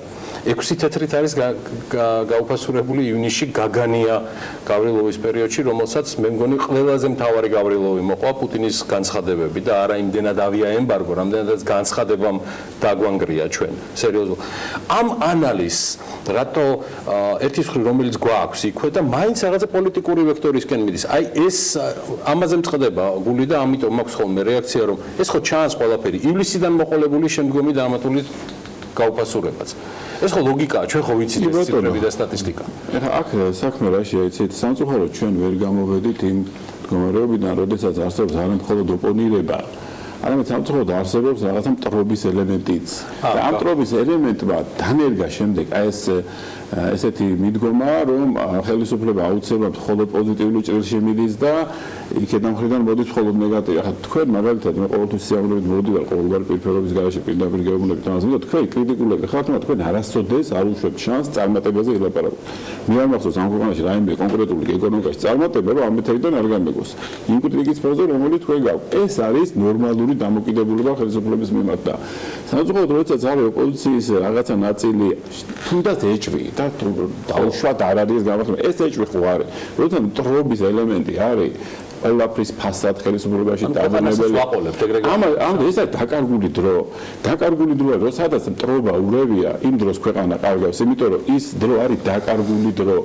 იცით რა შეა საქმე? აი შურისძიების ელემენტი სანამ არ გაქრება პოლიტიკიდან, არ აქვს მნიშვნელობა ვისი მხრიდან. ჩვენ წინ ვერ წავალთ. ჩვენ ისეთი პატარა ქვეყანა გვაქვს და ისეთი გამოწვევები გვაქვს. თუ აქ რეალური გაერთიანება არ მოხდა, ხა მე ამას წინა ვთქვი და თუ 70% და 30% ქვეყნის ეს ხო სოციალურ-პოლიტიკა და ეკონომიკური განათლების პოლიტიკაში სხვაობა არ არის. თუ სხვადასხვა მიმართულებით ვფიქრობთ, მით უმეტეს ეს პროცენტები თუ სხვადასხვა და ჩვენ თუ ის ვერ გავიგეთ, საით უნდა წავიდეთ. ამ ქვეყნის ეკონომიკას ეს ვერ უშვებს, აბა სულ სხვა კონსოლიდაცია ჭირდება. ძალიან მნიშვნელოვანი არის ხა რომ სექტემბერში და ოქტომბერში ქართული ოცნება შეხვდეს ამ შემოდგომას იმ გუნდად, რომელსაც საკუთარი შეცდომების დანახვა შეძლო და რომელიც შეძლებს ამის გაანალიზებას სამომავლოდ. არის ჩამონათვალ მე ეკონომიკური პოლიტიკის ძირითად თემებზე ახლა რა თქმა უნდა ლექციას არავის არ უკითხავ, იმიტომ გავაკეთე რომ აქცენტირება რომ სწორედ შემოდგომაზე ველოდებით პრემიერის მოსვლას. მე მინდა რომ ამ ლოგიკით იყოს წარმოდგენილი და დანახული ეკონომიკური პოლიტიკა ჩვენ რათა ადამიანებს პროფესიონალებს განსაკუთრებით მიეცეთ შედარების საშუალება სადავართ ხარჯვაში, თამაშის წესებში, ფისკალურ მონეტარულ პოლიტიკაში, საგარეო ურთიერთობებში შედარებით თვალსაზრისით იმათთან ვინც ადრე იყო და ვინც თავაზობს თავის შემოთავაზებას სამომავლოდ. აი ესე შევახსოვოთ, გავშალოთ ვექტორი ეკონომიკის შეფასების. რაც თავარია სასამართლო და კორუფცია, რაზეც არის საუბარი მუდმივად. ეხლა განა პროგრესია არ არის, მაგრამ კორუფცია ესეთი თემაა, ჩვენ თუ რაღაცა დარტყმა მივაყენეთ ამას. აი მაგალითად შეიძლება უტრირებულად მოგეჩვენოთ, მაგრამ მე მაგალითად ეხა 10 წლიან უვადო პატიმრობასაც კი შემოვიღებდი 50000 ლარზე მეტი თანხაზე ბიუჯეტის ხელს, ვინც ხელს ახლავს. ეს ადამიანები და ის ბატონ რომან და ეგეს ანგარიშ ფაქტორებზე რაც არის ატეხი. საერთოდ აი კორუფცია და ნეპოტიზმი თუ არ დავივიწყეთ სამუდამოდ, ისეთი მკაცრი კანონით მაგალითად ერთი 10 წლიანი მორატორიუმით დაუშვათ 10 წლის განმავლობაში, მე შეიძლება ეს ყველაფერი გადავიდოს იმეჯში ბატონ რომან რომ ამ ყველაფრის ფონზე მე აი ბიზნეს გარემო მინიმუმ დაყვანილი კორუფციის ფონზე უკვე შეგვიძლია კონკრეტულ შემთხვევებში ვილაპარაკოთ, ვეცადოთ კორუფცია გითხრათ. არის შემთხვევები და არის ტენდენციები. ხა ქართულ ოცნებას ყოველ შემთხვევაში ვერ დაუკარგავს იმას, რომ ძალიან დიდი ხნის განმავლობაში ის ჩემი აზრით ცდილობდა შურისძიების ელემენტი არ შემოეტანა. ხა 2012 წლიდან ხო იყო ნამდვილად ამ მცდელობა, ბევრი საყედური მართვა აქედანაც კი მომდინარეობდა.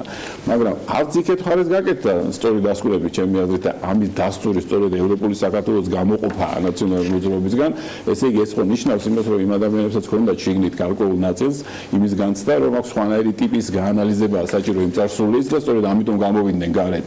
და აქედან გამომდინარე მე გარკვეულ ანალიზებში ალბათ ჩვენი მხარეც შეცდა და მაგრამ ამ შესაძლებლობას აქვს ქვეყანა უნდა გადავაყენოთ საბოლოო ჯამში პოლიტიკა, რომელიც შერიგების პოლიტიკისაკენ არ მიდის, ამ ქვეყანას კრიზისიდან ვერ გამოიყვა. თავი გზავნილი არის ეს და არა შურისძიება და არა გამარჯვება ვიღაცაზე, რაც უნდა სამართლიანი იყოს ეს გამარჯვება. მიღმა ძალიან მნიშვნელოვანი გზავნილებისა, რომელსაც იმედი მაქვს გააჟღერებს სასექტემბროდ პრემიერ-მინისტრი თავისი წლიური რაპორტისას პარლამენტში.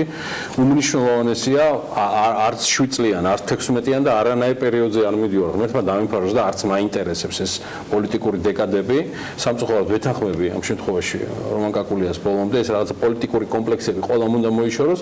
პასუხი არის გასაცემი შემდეგ თემებზე, რომელსაც აგერ ვტოვებ უბრალოდ და შემდეგ გადავდივართ ხაზარაძე ჯაფარიძის თემაზე. ბოლო 4 წლიან პერიოდში რეგიონში ყველაზე მეტად თურქული ლირას შემდეგ გაუფასურებულია ქართული ლარი.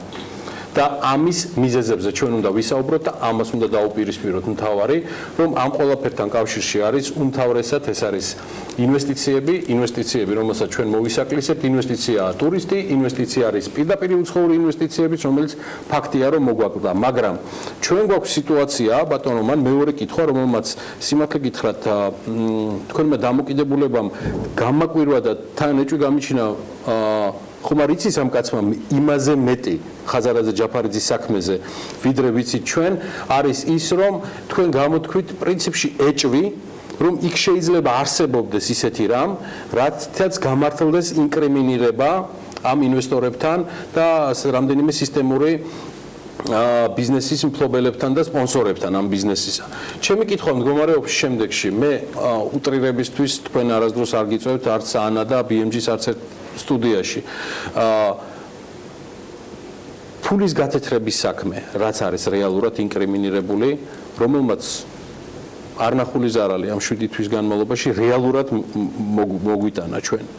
არის თუ არა ეს ის ბრალი და გფლობთ თუ არა თქვენ რაიმე ინფორმაციას, რომ ეს არის სწორუპოვარი ბრალი, რითაც პროკურატურა ბოლომდე გავა, თუ ეს არის ზუსტად იმ ზიანის მომყანი მათთვის, რომელსაც ჩვენ რეალურად ბატონო, ჩემი ეჭვი არის ნაბან წყალს ბავშვიც, ანუ ქვეყანაც მივაყოლეთ. ძალიან მნიშვნელოვანი თავარი შეკითხვა ეს არის, რა თქმა უნდა, ჩემთვის ახლა ეს ეჭვი ორივე მხარეს არსებობს, ესეთია ჩემი დღევანდელი მდგომარეობა ამ საქმის მიმართ. მე იმ მასალებს, იმ საუბრებს თუნდაც იმ შიდა განხილვებს ამ თემისას რომ ვიხსენებ, მე სამწუხაროდ მაქვს იმის ეჭვი, რომ ჩვენ დანაშაულთან გვქონდა საქმე. დიახ. მაგრამ რამდენად არის ეს კვალიფიკაცია, მე იმედი მაქვს, რომ აქ არის რაღაც დეტალები, რომელიც შემდეგ ამ კვალიფიკაციას სისწორეს კიდევ უფრო მეტად დაადასტურებს და პროკურატურა არ აღმოჩნდება უხალხო მდგომარეობაში სასამართლოს თან. ამის იმედი მინდა დავიტოვო, იმიტომ რომ ამ ეტაპზე, რა თქმა უნდა, ეს ეჭვი არსებობს. თუმცა ისიც რომ დანაშაულთან საქმე გქონდა, ჩემს ეს ეჭვიც მაქვს ძალიან სამწუხაროა ჩემს. ეს ინტერესთა კონფლიქტის თემა არის, ბატონო რომან, გადავიდეთ ცოტა ტექნოკრატულ ჩემს და თქვენს და ანას ენაზე, თუ ეს არის ინკრიმინირება იმაში, რაც ბანკირისთვის არის თვითმკვლელობის, ანუ გაგნებავთ უკაცრავად დილიდან ამ სიტყვისთვის, მკვლელობაში რომ დააინკრიმინირო ადამიანი და თან ბატონო რომან, თუ ჩვენ გავალთ ინტერესთა კონფლიქტზე, ამ შემთხვევაში ვესაუბრები პროფესიონალ ეკონომისტს, რომელსაც მე პატივს ვცემ. ანალოგიურში სუბიექტივიზმის სულ რომ მოვინდომო და გამოვრიცხო თემა ხაზარაძე ჯაფარიძესთან დაკავშირებით, უბრალოდ შეიძლება დაადანაშაულო ყველა, იმიტომ რომ მე და თქვენ მაინც ვიცით, რომ იმ პერიოდში განსაკუთრებით საომარ ვითარებაში როგორ დგებოდა გადაწყვეტილებები, როცა ჩამოსვლის პირას ქვეყანა იყო, მისი ეკონომიკა და ყველანაირი ინსტიტუციები.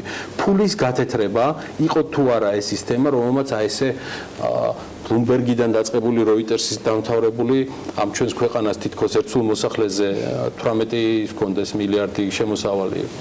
ეს არის თემა, ამაშია გამოსავალი. მე ამიტომ რაც თქვი მას გავიმეორებ, ეჭვი მე მაქვს და იმედი მაქვს რომ პროკურატურა თავისი წარდგენის მომენტში იქნება უფრო დეტალური და კვალიფიციური იმისაც რომ უხალხო მდგომარეობაში არ აღარ თუ მომისმინეთ, იყო საუბარი ბატონი არჩილ ყეშელაშვილია, თორსტელი პროკურორი, ხო, ანა არ მეშლება.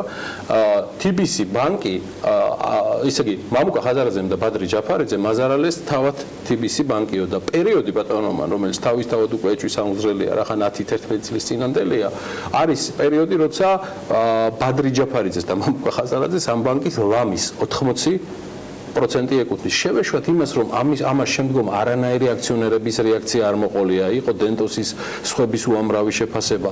პრობლემა იმდენად ხელოვნურად შექმნილს გავს, რომ ბოლო განცხადებაც კი პროკურატურის, რომ ლამის ესე გამოვიდა, რომ თეთრი ფულის გათეთრება, იმიტომ რომ სხვა ეს არ ჩანს, ამან საბოლოოდ დააბნია საზოგადოება კიდევ ერთხელ ამ ვისაც შედარებით ესმის თემა.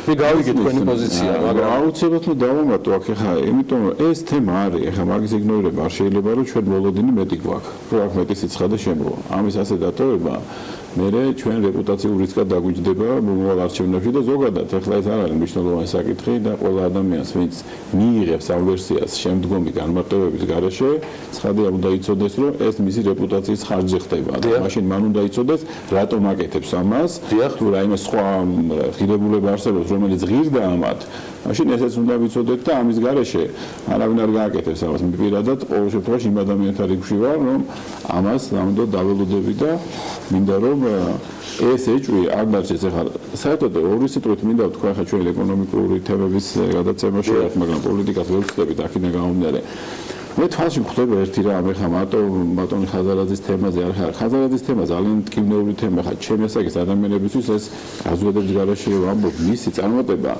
ვისაც ის პერიოდი გააგვიგვილია და გადავრჩენილი ვართ იმ პერიოდს, რაღაც საკუთარ წარმატებასავით იყო ასოცირებული მიუხედავად იმისა, სულ ვაქონოდა არავითარი კავშირი მასთან. იმიტომ ასეთები ბევრი მაგალითები არ იყო, რომლებიც გამოაღწიეს იმ პერიოდიდან, ვისაც ახსოვს და აქ რაღაცა სხვანაირი ტიპის თანაგზნობა არსებობდა ამ ბანკის მიმართ, მიუხედავად იმისა, დაუშვათ იქ საერთოდ საბანკო თემების მიმართ რაც უნდა იყოს. თემა არის, ამიტომ აქ ეხლა ძალიან ესეთი თემაა, რომ გინდა ადამიანს რომ პირნათელი იყო გადაწყვეტილებებში, რომელიც არის. ამიტომ ვთქვი მე, რაც ერთი მხრივ გაჩნდა, რომ იქ რაღაცა თავის ადგილზე ყველაფერი ვერ იყო გასაგებია, თუმცა კვალიფიკაცია რამდენად ეს არის ზუსტად, აქაც დამატებითი არგუმენტები იმედი მაქვს, რომ იქნება, მაგრამ რას მინდა ხაზი გაუსვა. მე თვალში ხვდება ერთი ძალიან ცუდი ტენდენცია რა. ეხლა ჩვენ აი ბიძინა ივანიშვილთან მივდივართ ხოლმე და ბევრი თემა არის აქ და აი რამოდენიმე მოცემა მოხდება თვალში. პირველი რომ მე ხა ამ ადამიანს ეს ადამიანი გავიცანი, რაც მოვიდა პარტიაში მის შემდეგ. მას აქვს თავისი გარკვეული თამაშის წესები. ეხლა მე არ შევალ ამის შეფასებაში, სტუდია კარგია, თავის თამაშის წესები აქვს ამ ადამიანს, რომელსაც მუდმივად გიმეორებს. რომ ეს არის ამ თამაშის წესებით მოთამაშე ადამიანი. ეს თამაშის წესები 2012 წელს ყველა იყო აღტოვანებული. იგივე თამაში მე არ შემინიშნავს ახლა ბიძინა ივანიშვილს, ვინც მაშინ იცნობდა დღეს იცნობს, რომ ამ ადამიანმა რაღაცა ტრანსფორმაცია განიცადა და ეს სხვა ადამიანი იყო 2012 წელს და დღეს სხვა ადამიანია სხვებთან დამოკიდებულებაში, თავისი თამაშის წესებისადმი დამოკიდებულების მიმართ და ვინც მას უპირისპირდება პოლიტიკოსები ზედითადად რაღაცა გონია რომ არავინ არ საუბრობს თავად დაპირისპირების თავარ მიზეზზე. ზედაპირზე გამოტანილია მე ეს დე-ფაქტო რაღაცა საუბრები, რომელიც შინაარსამდე არასდროს და შინაარსში ჩასვლა არავის არ უნდა. ვინც შედის მასთან კონფლიქტში და აი რაღაცები თვალში რომ ხდება თავისთავად დამატებითი ანალიზისაკენ რომ იწოდებს მეც და ყოველსაც. ახლა მე არ ვამბობ იმას რომ ბიძინა ივანიშვილს არც თვითონ უთქვამს რომ რაღაც უშეცდომო და ესეთი ადამიანი რომელსაც ამდენი არ შეჭრილია ან რაღაცა შეიძლება არასწორი გადაწყვეტილება არ მიიღო, მაგრამ თვალში ხდება ეს რომ ეს ადამიანი თავის თამაშის წესებით თამაშობს და არის სულ მე არ არის ის რომ თამაშის წესები არ არის კანონი, თამაშის წესები არ არის კონსტიტუცია და არის ამ შეხვედრების დროს გაჟღერებული და საზოგადოება მე მსჯელობს გარეთ ნათქვამზე პროკურატურის და ჩვენ არ ვიცით ხო იმის უკან რა ხდებოდა, როგორი იყო თამაშის წესებზე საუბარი მანამდე ან მერე, ან რატომ შეიძლებოდა ყოფილიყო თქვა პრობლემები. ხშირ შემთხვევაში აი ამ თამაშის წესებიდან გამომდინარე კონფლიქტის მიზეზებზე მეორე მხარე როგორც წესი არასოდეს არ საუბრობს. და ახლა თუ იმას ბოლომდე სიმართლის თქმა უნდა, მაშინ შევიდეს და ბოლომდე შევიდეს. ახლა იყო არა უკუაშვილის თემა იყო, მე კიდე რაღაც თემები იყო და მე ერთი რამეს მინდა ყურადღება მივაქცევ, ახლა ჩვენ ხო საუბრობთ საზოგადოებისთვის. საიდან გამომით ჩვენ ხო რაღაც შერიგებისკენ მინდა წასვლა, მე აქ ამიტომ საუბრობ, ახლა არა იმიტომ რომ რაღაც სიმართლემდე უნდა მივიდეთ, რა ხდება ამ ქვეყანაში. ამ ქვეყანაში ხდება, ახლა ბიძინა ივანიშვილი ქართული ოცნება ეს არა სტანდარტული მოცემულობა, რომელსაც წახვალ და ენციკლოპედიის წიგნებში წაიკითხავ. ეს იყო არაორდინარული მოცემულობა, რომელიც ჩვენ 2012 წელს მივიღეთ. 2012 წელს ახლა მე ერთხელ თქვი და ისიც ჰედლაინები რაღაც არასწორად მიაქვთ აგეთი თქვი რომ ის რასაც ამ ქვეყანაში არაფორმალურ მმართველობას უწოდებენ ეს თავის შინაარსით რაღაც მომენტში საზოგადოების დაკვეთაც კი იყო ივანიშვილის მიმართ თქო.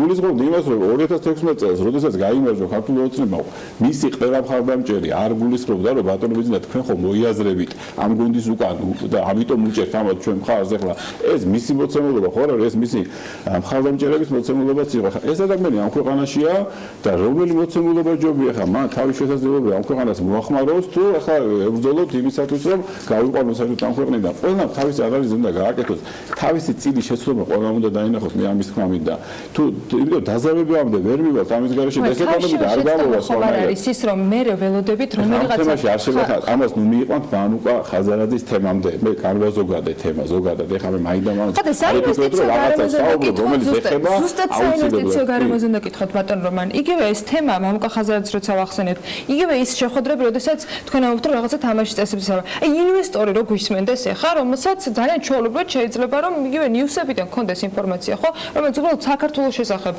ინფორმაციას Google-ში მოიძიებს რომ სადღაც შეხვედრებზე ხდება თამაშის წესების განხილვა ამ დროს მათ ძალიან კარგი რეიტინგი აქვთ ძალიან კარგი თქვა გარემოებები არ გადასახადები კარგი არის მაგრამ ეს ყველაფერი მომწონს მაგრამ თამაშის წესები სადღაც სხვაგან არის აი ეს ხომ არ არის თავი პრობლემა როცა ჩვენ კანონის სხვა რეალობას გვაძლევს და თამაშის წესები სადღაც სხვაგან ოთახში დგება და მე ჩვენ უნდა ველოდოთ თუ კი რაიმე კონფლიქტი შეექმნება რომ მხარეებმა სიმართლე გვითხრან ეს არის ის ერთ-ერთი გამოწვევა რომელიც ჩვენ გვაქვს მაგრამ მე აქ ერთი რამე ვიცი ბიძინა ივანიშვილს ორჯერ ნამდვილად უნდა და ამ ქვეყნის პოლიტიკიდან წასვლა ეგ ვიცი ნამდვილად რა ჩვენ მთლიანობაში ვერ შევქმნით ის მოცემულობა, რა თქმა უნდა, მას თავის პირობები აქვს. ეს პირობები, მისი პირობები კი არ არის, ეს არის პირობები თანხმედრილი სულ მცირე ქართული ოცნების ამომრჩეველთა ეხლა უკვე დიდ ნაწილთან მაინც.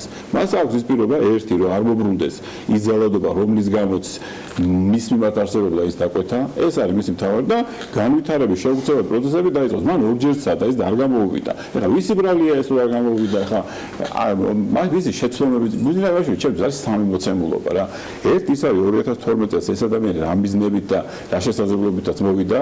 მერე არის მის მიერ დაშვებული შეცდომები, რომელიც მან დაუშვა, კიდე საკადრო, კიდე რაღაცები და მერე არის მითები მის შესახებ დაბრალებული რაღაცები, რაც პრინციპში მას არ გაუკეთებია. ამ სამი მოცემულობიდან ჩემთვის ჯერ კიდე ეს პირველი არის გაცილებით დიდი მასშტაბის, რომ მან თავის შესაძლებლობები ამ ქვეყანას მოახმაროს, ვიდრე ის დაშვებული თუნდაც შეცდომები და ის რაღაც დაბრალებული რაღაცები, რაც არის. თუ ჩვენ ყველანი ამას ასე არ მიუდგებით, ეხლა და ჩავირთვებით იმ რეჟიმში, რომ იმ შეცდომების გამო, რომელიც შესაძლოა ეხლა ვეც ყველაზე თავს ვერ დავდეფრო, ზუსტად ვიცი, მაგრამ ეხლა ჩვეულებრივი ადამიანია, ვიღაცა ადამიანში შეცდა, რაღაცა გადაწყვეტილება არასწორი მიიღო, ვიღაცას არასწორად დაუჯერა და რაღაცა გამოვიდა იქ, რაღაცა იგივე თამაშის წესებიდან გაყრდნილი, ვიღაცას რაღაცა შეეშალა ამ ეტაპზე ვართ განვითარების, მაგრამ ეხლა ჩვენ რა გზა ავირჩიოთ? ჩვენ უნდა ავირჩიოთ დაზავების გზა, სხვა გზა არა გვაქვს ჩვენ. და შემდეგ ის წესები თამაშის, რომელსაც თქვენ საუბრობთ, ეხლა ჯერ ერთი არაფორმალური მართლობა უკვე სხვა გაგებით სოფლიო ტენდენციაა. მაგასაც ეხლა თქვენ გაიგებთ ყველაზე მეტად ისეთი ფორმატი გაქვთ, რომ გლობალური ეკონომიკა იმის გამო, რომ მისი ინსტიტუციონალიზაცია ვერ მიყვება მას, თავისთავად იწვევს აი ამ ტიპის მართლობების ზოგადად გაჩენას. ეს ძალიან გიორგი კარგად და თქვენს კარგად გამიგებთ ამას. ვერ მიყვება ინსტიტუციონალიზაცია გლობალურ ეკონომიკას. ეხლა ის წესები თამაში, ეხლა მე სამომავლო გეგმებზეც მინდოდა მესაუბრა, რომელიც ეკონომიკა მოიფიქრა, მაშინ 3 მილიარდ 500 მილიონი იყო ადამიანების რაოდენობა, ეს არის 8 მილიონი. იმ წესებით, რომელიც 3 მილიარდის შემთხვევაში შეიქმნა, 8 მილიარდიანი სოფლიო იმას ვეღარ პასუხობს და აქ ეხლა წესები უკვე აღარ არსებობს. ეხლა თქვენ თუ დააკვირდებით, ეხლა პოსტმოდერნისტულ ევროპაზე საქართველოში არავინ 30 წელი ევროპა ამაზე ბრძოლობს.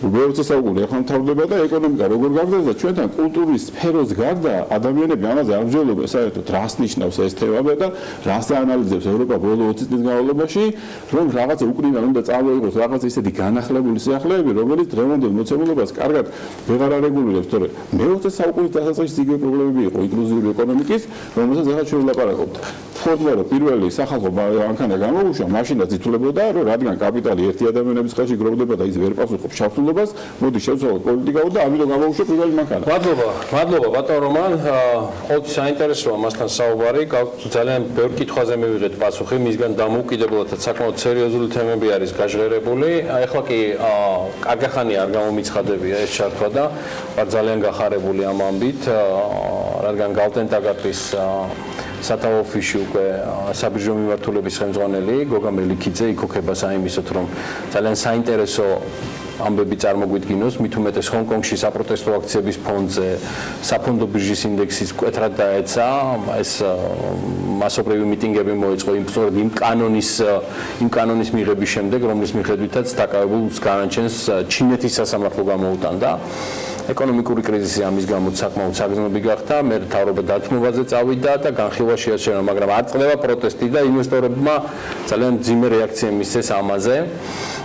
ეს არ არის ცხადია ერთადერთი თემა და ერთადერთი ინდექსი, რომელსაც გოგა მელიქიძე მიმოიხილავს, ის უკვე ჩვენთან პირდაპირ ეთერშია, მინდა მას წარმატებული ეთერი უსურვო, მივესალმები, გოგა აქავართ და წარმატებები და აბაშენიცი. გისმენთ ყურადღებით. ფილმშიდობისა გიორგი ანა მოგესალმებით, მივესალმებით ტელემაყურებელს. მოდი პირველი 7 თვე რო შევაჯამოთ წლის მიმდინარე 7 თვე, ანუ ივლისის ჩათვლის რა მოხდა გლობალურ საფონდო ბაზარზე, მას შორის გასულ კვირებზეც ვისაუბროთ, ბუნებრივია. გასულ კვირას ამერიკის საფონდო ბაზრები კიდევ ერთ გზის გაიზარდნენ და თავის ისტორიულ მაქსიმუმებს მივახოლდნენ თავიანთი არსებობის მანძილზე. მაგალითად Dow Jones-ი გაიზარდა 0.6%-ით, 0.16%-ით, არ არის ეს მაღალიც და თუმცა წლის მანძილზე 15%-ზე, 16%-ზე მეტით არის გაზრდილი. S&P 500-ი გაიზარდა დაახლოებით 1.6% და წლის მანძილზე გაზრდილია 20%-ზე მეტი და NASDAQ-ი ყველაზე კარგად გაიზარდა 2.3% და წლის მანძილზე გაზრდილია 25%-ზე მეტი. NASDAQ-ში მთავარი განაპირობა Google-ის აქციამ.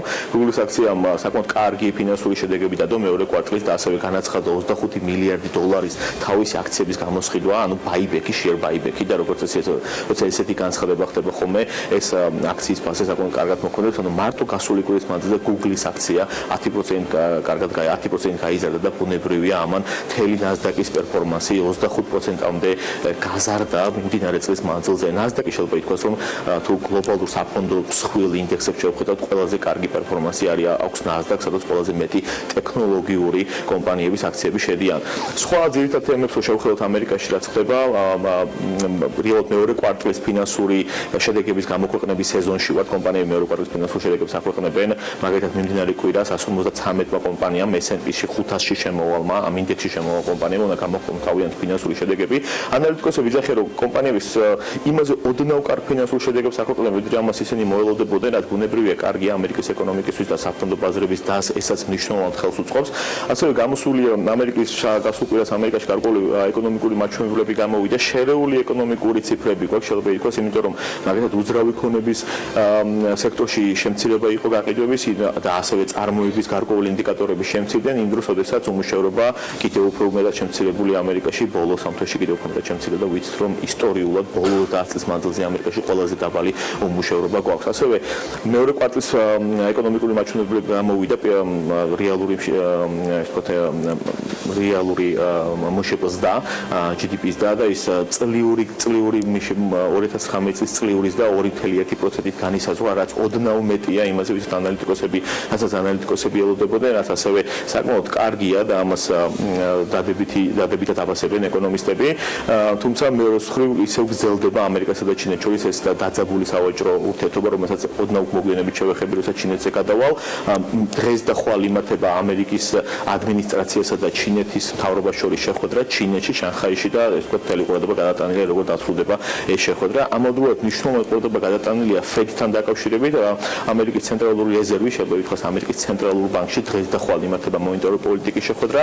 მოლოდინი არის, რომ 25 ბიფსით ან 0.25%-ით ამერიკა შეამციროს თავის საპროცედურო განაკვეთს. ეს თუ ასე მოხდა, ამას დიდი ეფექტი არ ექნება ჩვენი აზრით საფონდო ბაზრებზე, იმიტომ რომ ეს უკვე ფასში ჩადებულია. ეს თუ ასე არ მოხდა, ეს ალბათ დააწუვა საფონდო ბაზრებს. ნახოთ რა გადაწყვეტილებას მიიღებს Fed-ი. რაც შეეხება ნავთობს და ოქროს, ნავთობის ფასი ოდნავ გაიზარდა 1% და წლის მანძილზე 24%-ზე მეტით არის გაზრდილი. ოქროს ფასი ოდნავ შემცირდა 0.5%-ით და ეს მოსავალნელიც იყო, იმიტომ რომ ამერიკის საფონდო ბაზრები იზრდებიან და მოლოდინია რომ უნდა გაიზარდონ ოქროს ფასი დაბლა მოდის ხოლმე და თუმცა წლის მანძილზე 10.9%-ზე მეტით მაინც არის გაზრდილი ოქროს ფასი, საკმაოდ კარგი პერფორმანსია. რაც შეეხება ევროზონას, ევროზონაში დავინახეთ საფონდო ბაზრების და სტოქს 600 და ძირითადი ევროზონის საფონდო ბაზრები გაიზარდნენ, მაგალითად სტოქს 600 კვირის მანძილზე, გასული კვირის მანძილზე გაიზარდა დაახლოებით 0.4%, თუმცა წლის მანძილზე გაზრდილია 15%-ზე მეტით. რაც შეეხება DAX 20 არის გერმანული ინდექსი, გერმანული ინდექსი გაიზარდა 1.3%, საკმაოდ კარგად გაიზარდა და წლის მანძილზე გაზრდილია 17%-ზე მეტით. CAC 40 ფრანგული ინდექსი გაიზარდა ასევე 1%-ით, ოდნავ მეტი და წლის მანძილზე 18%-ით არის გაზრდილი და ბრიტანულ ინდექსებს შევეღოთ, გასულ კვირას ბრიტანული ინდექსი FTSE 250, სადაც ქართული კომპანიები შედიან, გაიზარდა დაახლოებით 0.1%-მდე, უფრო სწორედ წლის მანძილზე გაზრდილია 13%-ზე მეტით და FTSE 100, რომელიც არის ბრიტანულ 100 ყველაზე მსხვილ კომპანიას აერთიანებს, გაიზარდა 0.5%, წლის მანძილზე 12%-ზე მეტით არის გაზრდილი. ევროზონაც, ესე ვთქვათ, პირველ 7 თვეს თუ შევაფასებთ, საკმაოდ კარგად არის გაზრდილი. საშუალოდ 15-16%-ით, ამერიკა გაზრდილია საშუალოდ 17-18%-ით, ანუ ევროზონაში საკმაოდ კარგი ზრდება, ყველაზე კარგს და CAC 40 ფრანგული ინდექსი 18%-ზე მეტ, ესე ვთქვათ, დასაჩვენებს პირველი 7 თვის მანძილზე მიმდინარე წელს. რაც შეეხება მთავარ ამბებს ევროზონაში, ეს ბოლო რამოდენიმე კვირა რატომაც ინდექსები იზრდებიან, არის ის, რომ ევროპის ცენტრალურმა ბანკმა საკმაოდ კაფიოდ მიანიშნა მასეთ, რომ ისინი აპირებენ თავიანთი მონეტარული პოლიტიკის შერბილებას და შემსუბუქებას იმისათვის, რომ ევროზონის ეკონომიკებს მოეხმარონ და ეკონომიკური წახალისება გამოიწვიონ. მარიო დრაგიმ თავის განცხადებაში ცალსახად მიანიშნა, რომ უფრო და უფრო უარესდება ევროზონაში ეკონომიკური მდგომარეობა, განსაკუთრებით საგარეო ვაჭრობას გულისხმობს წარმოებას და ბრეგზიტის პროცესს.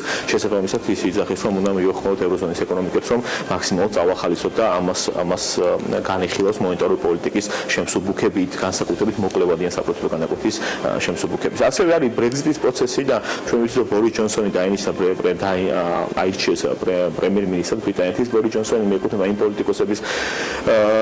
პოლიტიკოსებს, რომლებიც ეგრეთ წოდებულ non-deal Brexit-ს ეთანხმება და non-deal Brexit-ი საკმაოდ ისეთი რადიკალური პროცესია.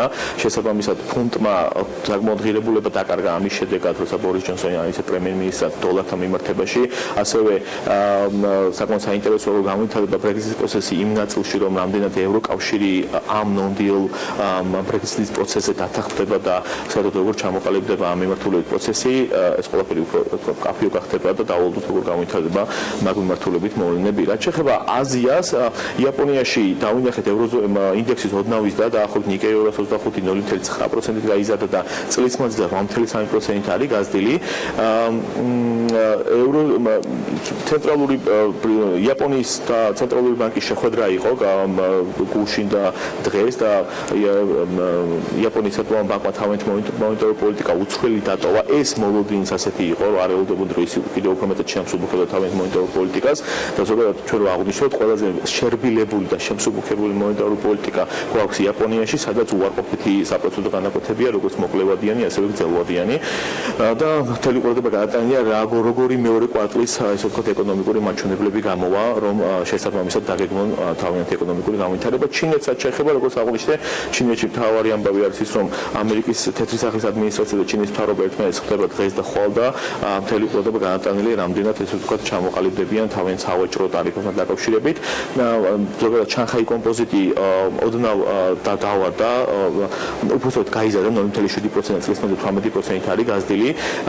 ანუ ჩინეთის მხარეს მოლოდინი არის, რომ ეს პროცესი მკაფიო სახეს მიიღებს და უფრო გამოიკვეთება, თუმცა ამერიკის ადმინისტრაციაში აცხადებენ, რომ აქ მკაფიო გადაწყვეტილებები ვერ მოხდება და ესე ვთქვათ საკმაოდ გაიწელება ეს და მთელი 2019 წლის მანძილზე შეიძლება ითქვას, რომ ანუ ბუნდოვანობა გაგრძელდება და ესე ვთქვათ ეს გარიგება სწრაფად ვერ დასრულდება, ასე რომ ეს ბუნდოვანობა ბუნებრივია გლობალურ ეკონომიკებს აწვება და გლობალურ საფონდო ბაზრებს. რაც შეეხება განვითარებად ეკონომიკების ინდექსი, როგორც ოქრო ერთადერთი იყო, შეიძლება ითქვას გლობალურ საინვესტიციო კლასებში შემცირდა 0.8%-ით შემცირდა, წლის მანძილზე 8.3%-ით არის გაზრდილი. შეიძლება ითქვას, რომ მთელ წელს თუ შევხედავთ, განვითარებად ეკონომიკების ინდექსი და ოქრო არიან ის უბრალოდ ნიკეი 225 არიან ის ინდექსები, რომლებიც 8.9%-ით არიან გაზრდილები მიმდინარე წლის მანძილზე.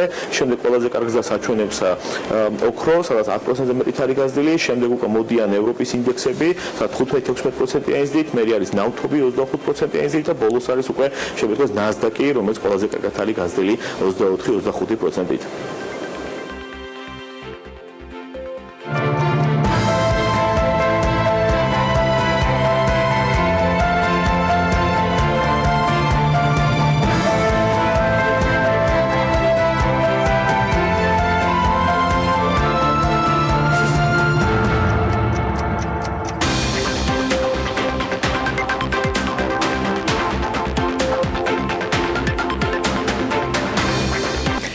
კაცი შემოგვიერთდა საქმიანი დილის ეთერში და ნახავდა ვისაუბროთ ძალიან საინტერესო კომპანიაზე, სტარტაპ კომპანია ლინგვინგი საქართველოში მიმდინარე მოვლენებს გამოეხმაურა და საქართველოში მცხოვრებ ყველა მასპინძელს აძლევს საშუალებას ესაუბროს ჩამოსულ ტურისტებს ინგლისურად. რუსეთის მიერ დაწყებულმა შეზღუდვებმა საგრძნობლად წაახალისა თავად მოსახლეობა, რომ გააქტიურდნენ ევროპის ბაზრის მიმართულებით.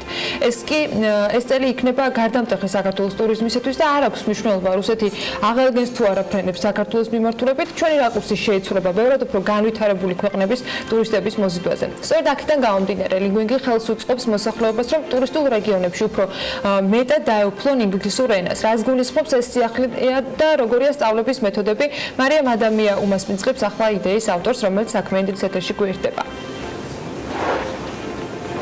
ჯონსტობის ანა სანამ სტუმართან გადავალ ორი სიტყვით მეც ვიტყვი რომ კომპანია ლინგვინგი ამ ნაბიჯით ამ პლატფორმით საშუალებას აძლევს იმ ადამიანებს რომლებიც ფლობენ ჰოსტელებს გესტ ჰაუსებს და სასტუმროებს რომ გაიმჯობესონ საკომუნიკაციო ინგლისური ენა ან უბრალოდ შეისწავლონ ის კურსი 650 დავალებისგან შედგება და დაახლოებით 4-5 კვირის განმავლობაში გაგრძელდება ეს ყველაფერი კი რა თქმა უნდა არის უფასო და ამ ნაბიჯით კომპანია ლინგვინგი ცდილობს შეუერთდეს საყოველთაო კამპანიას ფენჯორ სამარინ ჯორჯია და თავის მხრივ ცდილობს რომ მოიზიდოს მეტი ტურისტი საქართველოს და და ხელი შეუწყოს ადამიანებს ინგლისური ენის გაუმჯობესების მიმართულებით. უშუალოდ სწავლების მეთოდებზე და სიახლეებზე დეტალურად თავად ლინგვინგის დამფუძნებელი ვატო ელიაშვილი შემოგვერდება პირდაპირ ეთერში. დილა მშვიდობისა, მადლობა რომ ჩვენთან ერთად იწყებთ ვატო დილას. პირველ რიგში დავიწყოთ ამ სიახლით, რას გულისხმობს და როგორი არის სწავლების მეთოდები, როგორ გაიუმჯობესებენ გესტჰაუსების და სასტუმროების მფლობელები ინგლისურ ენას საკომუნიკაციო დონეზე. Spend Summer in Georgia's კამპანიის დაწყებისთანავე ჩვენ გაგვიჩნდა იდეა რომ გაგვეკეთებინა რაღაც კურსი რომელიც უფასოდ დაეხმარებოდა ამ ტურიზმის სფეროს. კონკრეტულად ეს კურსი მოვარგეთ სწორედ სასტუმროს, საოჯახო სასტუმროების, ჰოსტელების მეპატრონეებს და მათ პერსონალს, ვინც შეისწავლიდა ინგლისურ ენას. მეთოდოლოგია პრინციპში იგივე არის რაც ლინგვინგზე გამოიყენება, ეს არის საკომუნიკაციო, საუბრით, წერითი და ასე ვთქვათ ყველა ფერს მასალას მოიცავს რაც ჭირდება სასტუმროს თანამშრომლებს, რომ გაიუმჯობესონ საკომუნიკაციო ინგლისურის დონე. ეს დავალებები არის დაყოფილი რაღაც კატეგორიებად, ნაწილი ეთმობა სტუმრების მიღებას, გასტუმრებას, მათთან კომუნიკაციას რესტორნის თემებზე, სასტუმროს სხვადასხვა აქტივობებზე, ანუ სრულად მოიცავს ყველა თემატიკას, რაც სასტუმროს სირგულით შეიძლება მოხდეს და შესაბამისად მათ პრობლემა აღარ შეექმნებათ, რომ ჩამოსულ სტუმარს დაელაპარაკონ. მწავედ გასის პრობლემა, მაგალითად ქართველები, ანუ ისინი ვინც ფლობენ ამ გესტჰაუსებს და სასტუმროებს და ჰოსტელებს, ვერ ამყარებენ კომუნიკაციას უცხოენოვან ტურისტებთან, ანუ თქვენი კვლევის შედეგად რა გამოიკვეთა? კი, საკმაოდ დიდია, იგივე სასტუმროების მენეჯერებს პრობლემები ექნებათ სასტუმროს განთავსების დროს, როცა ისინი ცდილობენ Airbnb-ზე ან Booking.com-ზე განათავსონ სასტუმრო, მათ ამისთვის სჭირდებათ ინგლისურის ცოდნა და ამაშიც დაეხმარება ჩვენი კურსი მათ რომ განათავსონ ინფორმაცია თავიანთი სასტუმროს შესახებ საიტზე. ეს პრობლემა უფრო მწვავე არის რეგიონებში, თუმცა თბილისშიც არის მსგავსი პრობლემები. ყველა ვარიანტში ეს კურსი მათ დაეხმარებათ რომ გაიუმჯობესონ ცოდნა და ეს კურსი შეუძლია ნებისმიერ ადამიანს გაიაროს, არ არის აუცილებელი რომ ის იყოს სასტუმროს თანამშრომელი, ეს იგივე ტურისტებსაც იგივენაირად ეხმარება როგორც სასტუმროს თანამშრომლებს, ვინც მიდის სხვაგან და უნდა რომ უბრალოდ დაჯავშნოს სასტუმრო ან შევიდეს და დაელაპარაკოს რაღაც ნომრის თაობაზე, ასე ვთქვათ, გაესაუბროს სასტუმროს პერსონალს, ასე ვთქვათ, ეს ორივე მხარეს ერთნაირად ეხმარება ინგლისურის. ყოველთვის უფასო იქნება თუ ჯერჯერობით ატესტო რეჟიმშია და შემდეგ უკვე გახდება ფასიანი? ამ ეტაპზე რა თქმა უნდა უფასო არის, ალბათ ამ წელს იქნება ეს უფასო, შემდეგ უკვე შევხედავთ რამდენიმე სპონსორის გამოჩნდა, ვინც დაინტერესდა ამ პროდუქტით და ნახოთ თუ სპონსორობა გაგრძელდა, მერე შეგვიძლია ჩვენც უფასოდ გავავრცელოთ. იმ 650 დავალებაზე მინდა გითხო, რომ საშუალებითაც ეს ადამიანები შეისწავლიან ინგლისურს, ეს არის სასაუბრო ეს გრამატიკას გულისხმობს, თუ აი რა ტიპის დავალებები არის და გრამატიკა ამ კურსში არ არის, მთლიანად აგებულია საკომუნიკაციოზე, არის ძირითადად დიალოგები, ფრაზები, რაც ხშირად გამოიყენება ამ სფეროში. მე მაგალითად ბევრჯერ ყოფილი ვარ უცხოეთში და ძალიან დიდი მნიშვნელობა აქვს, რამდენად კარგ გავლენას იქონიებს ეს მაგალითად თუ არის ის დამხედრმა ისენა, რომელზეც შენ საუბრობ, ტურისტიც შესაბამისად ვერ იღებს იმ სერვისს, რაც ჭირდება და უკმაყოფილებას იწვევს და შესაბამისად ძალიან მნიშვნელოვანია ეს. და იგივე ეკონომიკური ეფექტიც აქვს ამას, რადგან ის სერვისები და ის პროდუქტები რაც არის, მაქსიმალურად კარგად შევთავაზოთ ჩამოსულ სტუმრებს. არის თორე დაინტერესებული ადამიანები უკვე დარეგისტრირებულები, რომლებიც მათ დაიწყეს უკვე კურსის მუშაობით ინგლისური ენის შესწავლა ან გაუმჯობესება? კი, საკმაოდ დიდი არის უკვე ეს რიცხვი, ჩვენ რამდენიმე დღეა რაც გავუშვით ეს კურსი და უკვე 1000-მა ადამიანმა დაიწყო ამ კურსით სარგებლობა და ძალიან დიდი ჩართულობა არის მათი ამ კურსში. რამდენიმე მგონი უკვე მიუახლოვდა ამ კურსის დასრულებას, მიუხედავად იმისა, რომ კურსი გათვლილია. პრინციპში კურსი არ ზღუდავს მათ, რომ დღეში რამდენი უნდათ, იმდენი საათი შეუძლიათ იმეცადინონ, შესაბამისად კურსის დასრულებას დაახლოებით 20-25 საათი ჭირდება, თუმცა ინტენსიური მეცადინეობის შემთხვევაში შეგიძლიათ ერთ კვირაშიც დასრულდეს ეს კურსი. თქვენ კიდევ ერთი სიახლე დაანონსეთ ბოლო პერიოდში, ეს არის აბიტურიენტებისთვის შესასწავლი კურსები. როდის გეგმავთ რომ ჩაუშვათ და შეძლებენ თუ არა უკვე სექტემბრიდან აბიტურიენტები რომ ბიდონის კურსებზე ჩვენ უკვე დიდი ხანია ვმუშაობთ და უკვე კურსები მიყვანილია იმ ეტაპამდე, რომ საჭიროა უბრალოდ გახმოვანება, ამ კურსებს გავახმოვანებთ სავარაუდოდ მალე და შემოდგომაზე უკვე ეს კურსებიც იქნება ლინგვისტიკა კომისარს. მიმდინარე წლის აბიტურიენტებს თუ არა შემდეგი წლის მაინც შეძლებენ რომ არა, ამ წლის აბიტურიენტებისთვის უკვე იქნება. და რაც შეეხება უცხოელებისთვის ქართული ენის შესწავლას ქართულ ენაზეც როგორც ვთქვით მაშინ ვეძებთ ვიღაც სპონსორს რომ რაღაცნაირად დაგვიხმაროს ამ კურსების შექმნაში, რადგან ძალიან ძვირი ჯდება ამ კურსების შედგენა, მაგრამ ვფიქრობთ რომ ქართული ენის კურსიც საკმაოდ მალე გვექნება, იმიტომ რომ იგივე ბრენდის Near Summer in Georgia's ჯგუფში გაწევრიანებული უცხოელები ძალიან ბევრი ითხოვს ახლა რომ ჩამოვალთ რაღაც ერთი-ორი სიტყვა რომ საკომუნიკაციო და რაღაც მარტივი ფრაზები მაინც და იმათგანაც ძალიან დიდი მოთხოვნაა და მაქსიმალურად გვინდა რომ ჩვენს ბატო ინვესტორი ახსენეთ და მინდა რომ მკითხო რა არის კომპანიის შემოსავლის წყარო და რამდენად მდგრადია ეს ამ ეტაპზე კომპანიის შემოსავლის წყარო მხოლოდ არის ჩვენი პრემიუმ მომხმარებლები, ვინც ყიდულობენ ფასიან მომსახურებას. ჩვენ კომპანიაში განხორციელდა რამდენიმეჯერ ინვესტიცია და ერთ-ერთი სახელმწიფოც იყო ჯიტას მიერ იყო ინვესტირებული თანხა, თუმცა ეხლა უკვე მდგრადი არის, მაგრამ სამომავლოდ ასევე გვინდა რომ მოვიძიოთ ინვესტიციები უკვე საერთაშორისო ბაზრებზე გასასვლელად. რა არის საჭირო რომ საერთაშორისო ბაზარზე გახვიდეთ და პროდუქტი გაიტანოთ? თვითონ პროდუქტის მხრივ პრინციპში ჩვენი პროდუქტი მზად არის გარკვეული ბაზრებისთვის. ეხლა ძირითადად ჭირდება უფრო მარკეტინგული დანახარჯებისთვის თანხა, რაც მოგვეხმარება რომ უკვე გავიდეთ სხვა ქვეყნებზე. ძირითადად არის ეს თანხა, რომელიც გვინდა რომ შევიდეთ ქვეყანაში მარკეტინგული აქტივობები. როგორია მოლოდინი რომ Star Wars-ზე გაიმარჯვეთ და თქვენ კიდევ ერთ კონკურსში გაიმარჯვეთ რომ კონკურსი არის White-ილი რომლის მეშვეობით ამერიკაში აპირებთ ამერიკაში მივდივარ ახლა სექტემბერში, იქაც არის დაგეგმილი რაღაც შეხვედრები პოტენციური ინვესტორებთან, გავაცნობთ მათ ჩვენ პროდუქტს და ნახოთ როგორი შედეგები დასრულდება.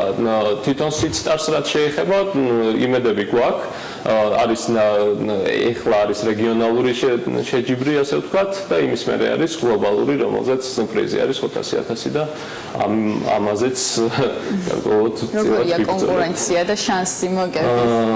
შანსი არის, რა თქმა უნდა, ჩვენ ვფიქრობთ, რომ ამ სასწავლო და EdTech სფეროში ერთ-ერთი საუკეთესო შეიძლება იყოს ეს პროექტი.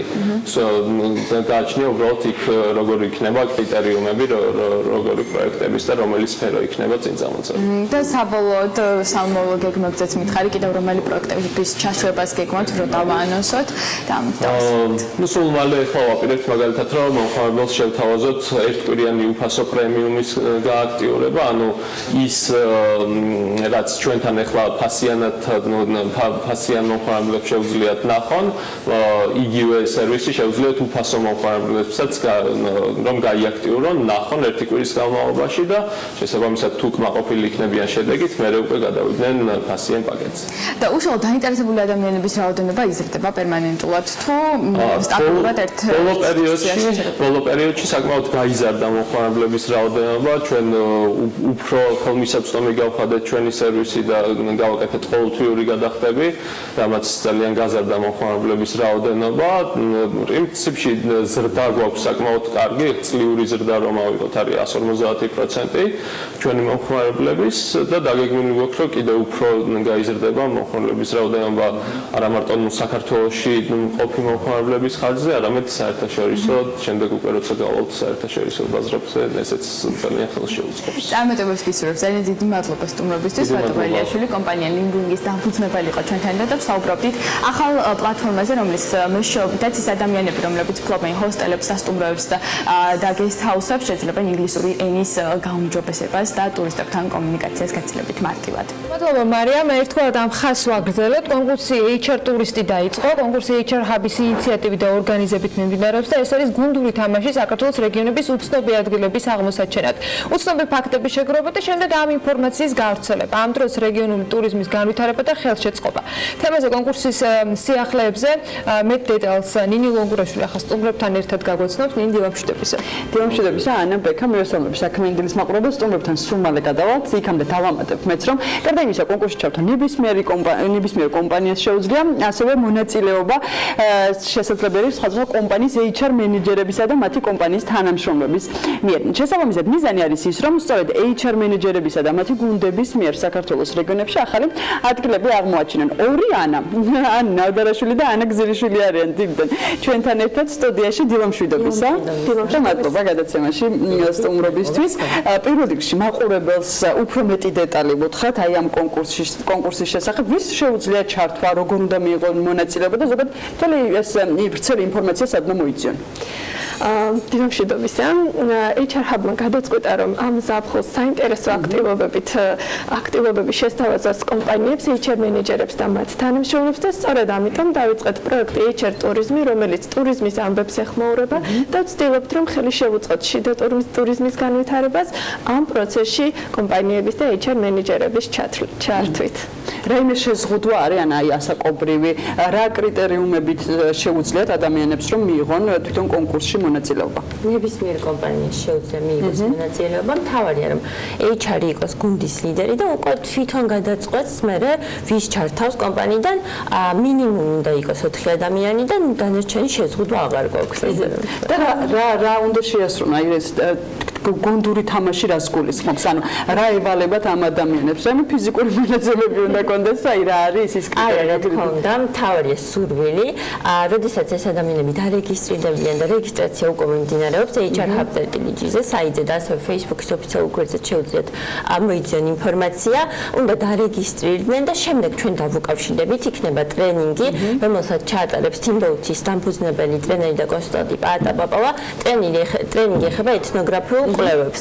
ანუ როგორ უნდა ვიკვლიოთ ახალი ადგილები, თვითონ ადგილობრივებთან როგორ უნდა მოხდეს კომუნიკაცია და ასევე გაივლიენ ფოტო მასტერ-კლას, როგორ უნდა გადაიგონ კარგი ფოტოები. ვფიქრობ, რომ ეს ტრენინგის დამატებით სტიმული უნდა იყოს, იმიტომ რომ ძალიან საინტერესო თემებზე იქნება. შემდეგ უკვე გადანაწილდებიან დასავლეთ და აღმოსავლეთ საქართველოს დუოტოტრონის პრინციპით და უკვე იქ აარჩევენ თვითონ ადგილს კონკრეტულ, სადაც გაემგზავრებიან. მთავარი მოთხოვნა არის, რომ აღმოაჩინო ახალი ადგილი და ინფორმაცია ჩამოიტანო ისეთი, რომელიც თქვა გუგლში შეიძლება საერთოდ არც იყოს. ასევე მთავარი არის ის, რომ HR მენეჯერები მათ გუნდებთან ერთად რეგიონებში 2-3 დღით დარჩებიან ადგილობრივ guest house-ებსა და სასტუმროებში და ტურიზმის ამბებიდან გამომდინარე. უკვე თუ არის კომპანიების მხრიდან დაინტერესება და რომელი კომპანიები არის და ანუ ჩვენ თუ შეგვიძლია თქვენთან ერთად აი წამოსვლა, ანუ როგორ უნდა მოხდეს აი თქვენთან კომუნიკაცია? რა თქმა უნდა, ყველა შეუძლია რომ ჩაერთოს პროექტში, ამისთვის საჭიროა რომ დარეგისტრირდეთ HR Hub.gz-ზე, მოცემული სააპლიკაციო ფორმის მეშვეობით. და არ ვირიატირდება გარდა იმ შევსებისა, რაც საიტზე იქნება მოცემული. 15 კომპანია არის დარეგისტრირებული, თუმცა სხვადასხვა მიმართულებით. და მე ის ლოტოს აი ამ თამაშით მოხდება მე დასავლეთში წავაგვანოს რომელი რეგიონი მინდა? არა, გუნდის ლიდერები ამოიღებენ დასავლეთ აღმოსავლეთ საქართველოს და უკვე იქ დასავლეთიდან აღმოსავლეთში თქვენ თვითონ გადაწყვეტთ, სადაც წახვიდეთ. ჩვენი რეკომენდაციები იქნება ისეთი, რომ წავიდნენ ისეთ ადგილებში, რომლებიც არც თუ ისე პოპულარულია, რომ სწორედ ამ ადგილების პოპულარიზაცია მოხდეს. რაც მთავარია, მთელი კამპანიის განმავლობაში გაშუქდება მიმდინარეობის პროცესი, თავისი ფოტომასალით, გუნდები რომელ რეგიონში არიან, რა აქტივობებს და როგორ პრეზენტაციებს ამზადებენ ჩვენთვის და შემდეგ ეს უკვე გამოქვეყნდება HR Hub.gz-ზე და ამით Google-შიც დაისერჩება ის ადგილები, რომელიც ჯერჯერობით არ არის ცნობილი და ამ კამპანიის მეშვეობით ფართო საზოგადოება გაიცნობს. მნიშვნელოვანია რომ ქართულ და ინგლისურ ენებზე უნდა შეაცვლოს. გარდა იმისა, რომ შემეცნებითი მხარეც აქვს აი ამ თამაშს, იმ გუნდური თამაშის გარდა, საბოლოო შედეგი კონკურსანტებისთვის, ანუ საბოლოოდ როგორ დასრულდება აი ეს თამაში და რამდენ ხანს გაგრძელდება ეს კონკურსი? ერთ დავამატებდი, რომ ჩვენ მქონდა კომუნიკაცია HR მენეჯერებთან, როდესაც გაგვიჩნდა იდეა და მათგან წამოვიდა იდეა, რომ სოციალური მიმართულებითაც გაეკეთებინათ რაღაც აქტივობები და თქვენს რომ როდესაც რეგიონებში ჩავალთ, საჭიროებებიდან გამომდინარე, შეიძლება თქვა წიგნები ჩაუტარონ, ან უბრალოდ ტრენინგი ჩაუტარონ ადგილობრივ იქნებათ კომუნიკაცია იმ რეგიონთან და თუნდაც guest house-თან, სადაც კონკურსანტები ჩავარდნ. კი, კომპანიებს ექნებათ ეს და თვითონ გადაწყვეტენ, თქვა რა CSR აქტივობები განახორციელონ. კარგი არის ასევე ის, რომ კომპანიები როდესაც ჩავლენ ადგილობრივად რეგიონებში, ექნებათ შესაძლებლობა, რომ მოსახლეობას გააცნონ დამსაქმებლის ბრენდი და მოახდინონ კომუნიკაცია. და თუ რამე შეთავაზებები ექნებათ, შესთავაზონ ადგილობრივ მოსახლეობასაც. ანუ უკვე შეგვიძლია დარეგისტრირება და თამაშში ჩართვა, ხო? კი, შეგვიძლიათ და სულ გვეყოლება 3 გამარჯვებული გუნდი პირველ ადგილზე გასულ გუნდს, ასე ვთქვათ, ექნება სტატუსი იმ რეგიონის ელჩის სტატუსი, რომ გარკვეული წვლილი შეიტანა ამ რეგიონის პოპულარიზაციისთვის და დანარჩენი სამახსოვრო პრიზები. ძალიან დიდი მადლობა. მადლობა გადაცემების სტუმრობისთვის და დილიდან აი ესეთი სახალისო კონკურსი რომ გავაცანეთ ჩვენს მაყურებელს ანა ნადარაშვილი და ანა გზირიშვილი HR Hub-ის დამფუძნებელი და თანადამფუძნებლები იყვნენ ჩვენს გადაცემაში. HR Hub-მა აი ესეთი საინტერესო და გასართობი თამაში მოიფიქრა ტურიზმის მხარდასაჭერად. და მე მგონი ამ სეზონის ბოლოს გვექნება ძალიან კარგი შესაჯამებელი თემები იმისათვის რომ გავიცნოთ გამარჯვებულები, წარმატებული ადამიანები და რა თქმა უნდა რაჭაში რო წავიდე და კიდევ გადმოგზავნო რაღაცა რა თქმა უნდა ბეკამაც მოახერხა რაჭის ამ ყველაფერში ჩართვა. წარმატებას გისურვებ ბეკა შენს. ჩვენ კი ახლა წინ გოლდება კიდევ ერთი ბლოკი, რეკლამის შემდეგ დაგებრუნდებით სტუმართან ერთად.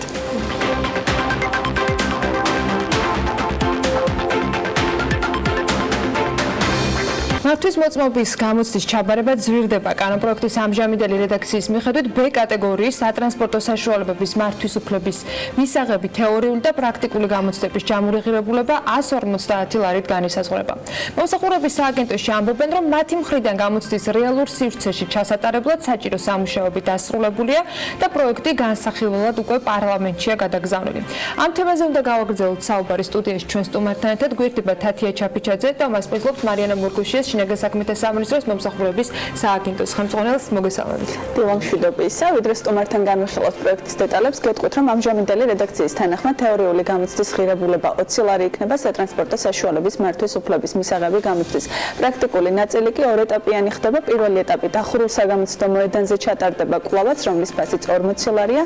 მისი წარმატებით ჩაბარების შემთხვევაში რეალურ მოძრაობაში გამოცდის ჩაბარებისთვის კი მსურველებს უკვე 90 ლარის გადახდა მოუწევთ, ანუ ჯამში B კატეგორიის სატრანსპორტო საშუალებებისთვის მართვის მოწმობის აღება, როგორც უკვე აღინიშნა, 150 ლარი დაჯდება.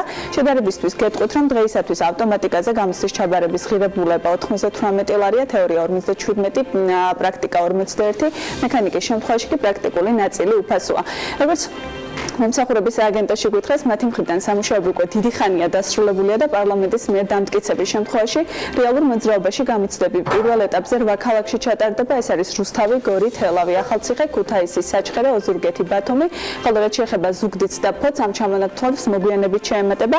მადლობა კიდევ ერთხელ მარიანას სტუმრობისთვის, რომ გითხრათ დღესდღეობით ვიცით, რომ რაღაც აგვისტო-სექტემბერი სახელდებოდა დასრულების ვადა, თუმცა პარლამენტს უნდა განეხილა და რეალურად შესულიყო ძალაში რა ეტაპზეა თუ მოესწრო განხილვა და როდისთვის იგეგმება რეალურად ცვლილებები. მოგესალმებით, მივესალმებით თქვენს მაყურებელს, დიდი მადლობა სტუდიაში მოწვევისთვის. პარლამენტს გადაეგზავნა ჩვენი საკანონმდებლო პაკეტი, ჯერ გავიდა მთავრობაზე, შემდეგ უკვე პარლამენტში და 4 კომიტეტი უკვე გაიარა. 1 კომიტეტი დაგვრჩა, მთავარი კომიტეტი იურიდიული და შემდეგ უკვე პლენარული სხდომა. და ნუ ამის მერე უკვე ვიცით, რომ სამჯერ უნდა გაიაროს კანონპროექტმა მოსმენა, რომ დამტკიცდეს საბოლოოდ და ვართ ამ ეტაპზე ველოდებით პარლამენტს, ალბათ უკვე წევრ ამ სესიაზე აღარ მოესწრება და სექტემბრიდან განახლდება მოსმენები. და ანუ სექტემბრიდან უკვე შეგვიძლია ვთქვათ, რომ მივიღებთ რეალურ დიდი ხანია დაანონსებულია, ბევრი თქვა ამის შესახებ უკვე, ანუ სექტემბრიდან ამ რეალობით მოუწევთ ადამიანებს. კომიტეტს აქვს თავისი შეკითხვა, შენიშვნა, ამის გათვალისწინება ჩვენი მხრიდანაც ხდება. შესაბამისად, ჩვენ როდესაც დამთავრდება საკანონმდებლო მოსმენები, დაახლოებით 1 თვე დაგჭირდება იმისათვის, რომ მოვიყვანოთ ნორმატიული ბაზა წყობლში და შევიტანოთ ის ცვლილებები, რაც იქნება მოთხოვნილი, რასაც ჩვენც დავეთანხმებით საკანონმდებლო ორგანოს მხრიდან. როგორია მოლოდინები? ძალიან ბევრი საუბრობს, ბევრი წელია უკვე იმაზე, რომ ძალიან მარტივია საქართველოში მართვის მოწმობის აღება, რომ ეს განაპირობებს შემდგომ უბედური შემთხვევების სტატისტიკის გაუარესებას და ასე შემდეგ. რას ფიქრობთ, ანუ რა შედეგს ელოდებით? ასე ვთქვათ, ასე მაინტერესებს თუ იგეგმება გამოცდების გართულების მიმართულებით პრაქტიკული თეორიული სწავლებები, ბევრი ავტოსკოლა ასწავლის და ამ მიმართულებითაც ბევრი პრობლემები არსებობს, იგივე კოდირების გზით სწავლება და ასე შემდეგ. ხომ არ გეგმავთ ამ მიმართულებითაც სამომავლოდ გამკაცრებას? კი ბატონო, უპირველეს ყოვლისა ვიცით რომ ეს საგზაო უსაფრთხოებას ემსახურება და არის ევროდირექტივის შესრულება. შესაბამისად ჩვენი კანონმდებლობის დაახლოება ევროკავშირის კანონმდებლობასთან. რაც ხელშეუწყობს შემდგომში უკვე მართვის მოწმობების ურთიერთაღიარებას ევროპულ ქვეყნებთან, რაც არის ძალიან მნიშვნელოვანი ჩვენი მოქალაქეებისთვის, რომლებიც ცხოვრობენ საზღვარგარეთ.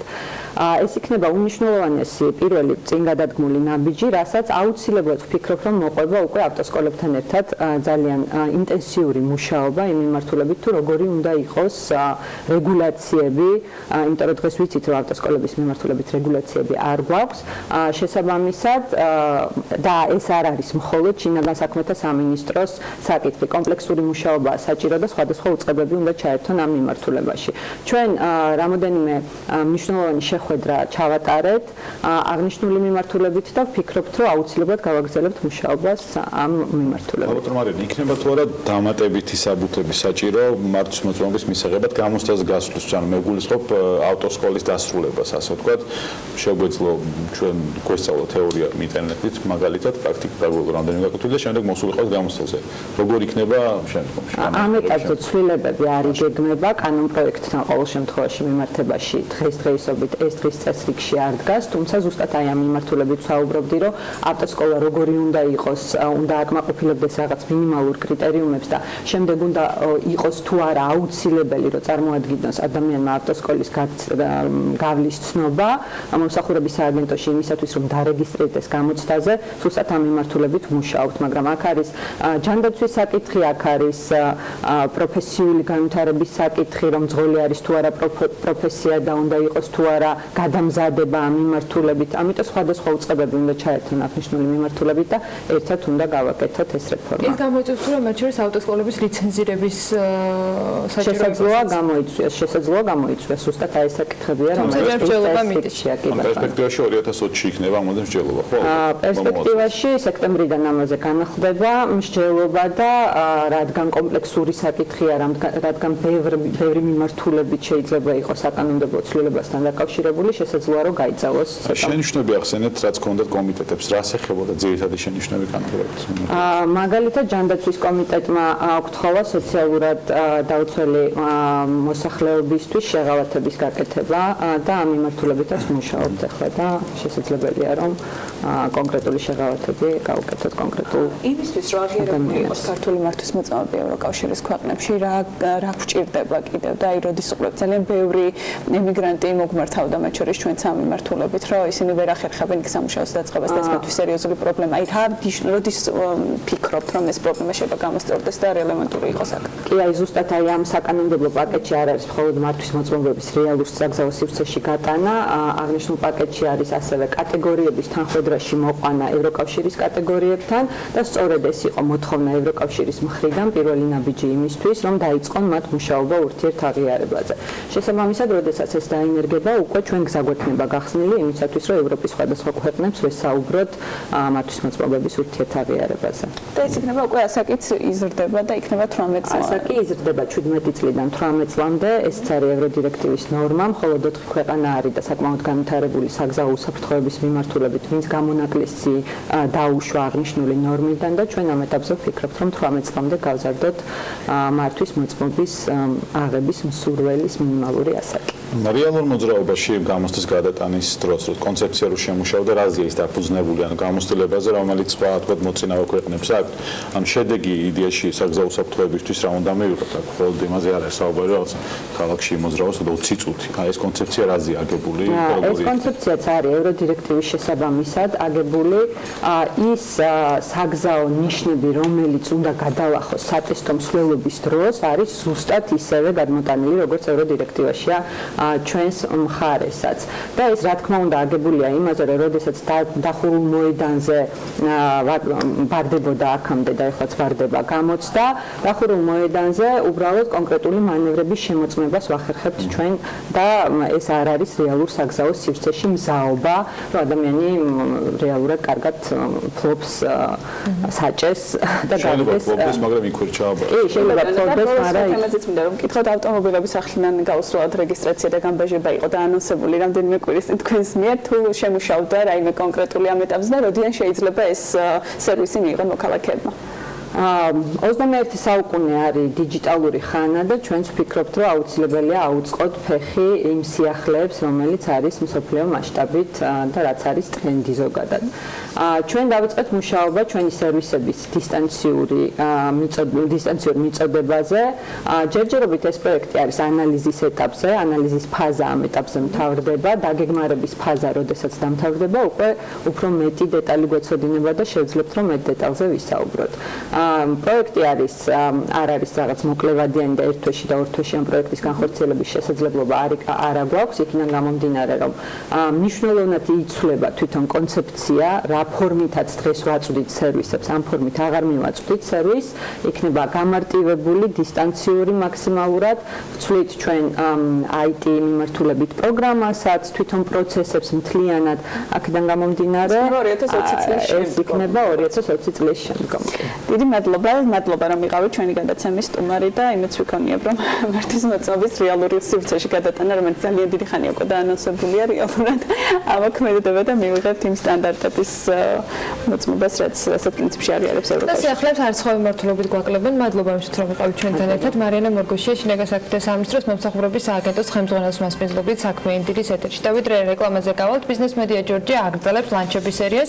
ინტერვიუს ამ ნაწილში თქვენ მოისმენთ როგორ რეაგირებს მთავრობა თავისუფალი ინდუსტრიული ზონების მენეჯმენტის მოთხოვნაზე, რატომ უნდა შეიცვალოს კანონმდებლობა, როგორ უნდა გახდნენ თიზების სერვისზე ორიენტირებულები და რა უშლით მათ ხელს ამაში.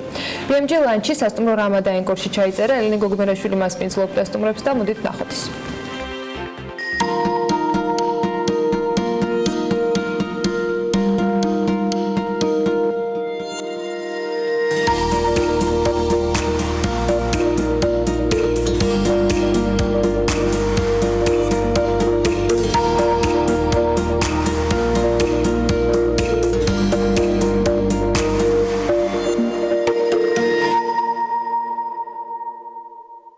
მე მახსოვს არაერთხელ გქონდათ თქვენ შეხვედრა როგორც ფინანსთა სამინისტროში, ისე საკანონმდებლო ორგანოში, არაერთი წერილი მიგიწერიათ იგივე ფინანსთა მინისტრის სახელზე და ეს როგორც აღმოჩნდა ანდერძივით გადადის მინისტრიდან მინისტრზე. ანუ რეალურად რატომ ვერ აჯერებთ თქვენი არგუმენტებით სახელმწიფოს და მათი პასუხი რა არის ყველაზე მნიშვნელოვანი ამ შემთხვევაში არის ეს? არ არის ის რომ არ ვაჯერებთ. ხა იმდენად ზოგი თემა, იმდენად ლოგიკურია და იმდენად მარტივად ახსნადია, რომ არავის დაჯერება არ საჭიროებს. უბრალოდ ეს თემა იმდენად არააქტუალურია ამ მომენტში სახელმწიფოსთვის, რომ ყოველთვის რაღაცა შეიძლება დევს, თქვათ, მესამე, მეხუთე ან მეშვიდე თაროზე და თქვათ სხვა გაცილებით მეტი აქტუალური თემა არის. თავიდან იდეა იყო თიზების შექმნის, რომ გრანდიოზული ქარხნები უნდა ჩამოსულიყო, გაიკეთებიათ და 1000-ობით 1000 თქვათ ადამიანი დასაქმებული იყო იქ და საქართველოს მეორე რუსთავის მეტალურგიულს ან მეორე ქუთაისის ავტოქარხანას აღარავინ აღარ გააკეთებს. მე მგონია, ჩემი სუბიექტური აზრი ახლა უნდა გადავიდეთ რაღაცა უფრო პატარა წარმოებებზე, მცირე წარმოებებზე, მარტივ წარმოებებზე. რუხაზე გაგვაჩენს თიზების რაღაცა იმაზე გამოგვაჩენს და რაღაც ცოტა უფრო მაღალ ტექნოლოგიურზე და ცოტა ისეთ რაღაცაზე რა და ახლა 10000 კაციანი ის ჩვენ მაქსიმალისტები იმით გვინდა დაწყება. სერვისის კომპონენტი, გიორგი, შენ ახსენე კიდევაც კანონმდებლობის თვალსაზრისით 2016 წლამდე თიზის კომპანიებს არ ჰქონდათ პრობლემა სერვისი მიეწოდებინათ, განეხორციელებინათ უცხოეთში, ანუ არა რეზიდენტისთვის. ანუ მარტივად რო ახსნათ, არის პროდუქტის ექსპორტი და კომპონენტი მეორე, რომელიც არის სერვისის ექსპორტი, რომელიც აკრძალული არ იყო. გამეთანხმება იურისტი არ მომატყუებინებს.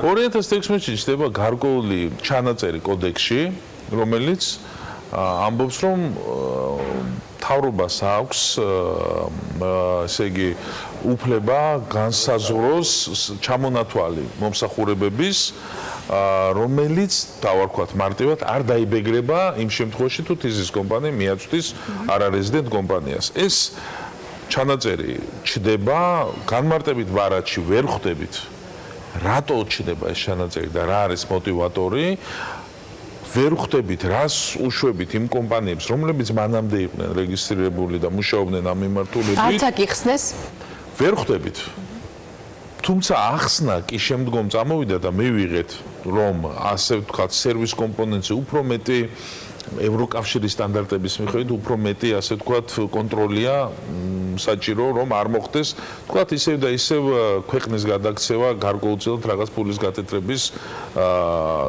ჰაბათ, ასე ვთქვათ. თუმცა აქვე ჩვენ შევდივართ ინიციატივით, რომ კონკრეტული ვალდებულებები შინაარსი ბიზნესის შევძინოთ, რომ ასეთი ტიპის სერვისის მიმწოდებელ კომპანიებს გაუჩინოთ ვალდებულებები, რომ აიყვანონ, თქვათ, მუშახელი დაუწესოთ გარკვეულწილად ის მინიმალური ოდენობა, მინიმალური ხელფასებით თუნდაც აბსოლუტურად მოქნილები ვართ მაგ კუთხით, გაუჩინოთ ეს დავარქვათ substance-ი, ანუ შიგთავსი, ეკონომიკური, რომელიც ღირებულებას გააჩენს.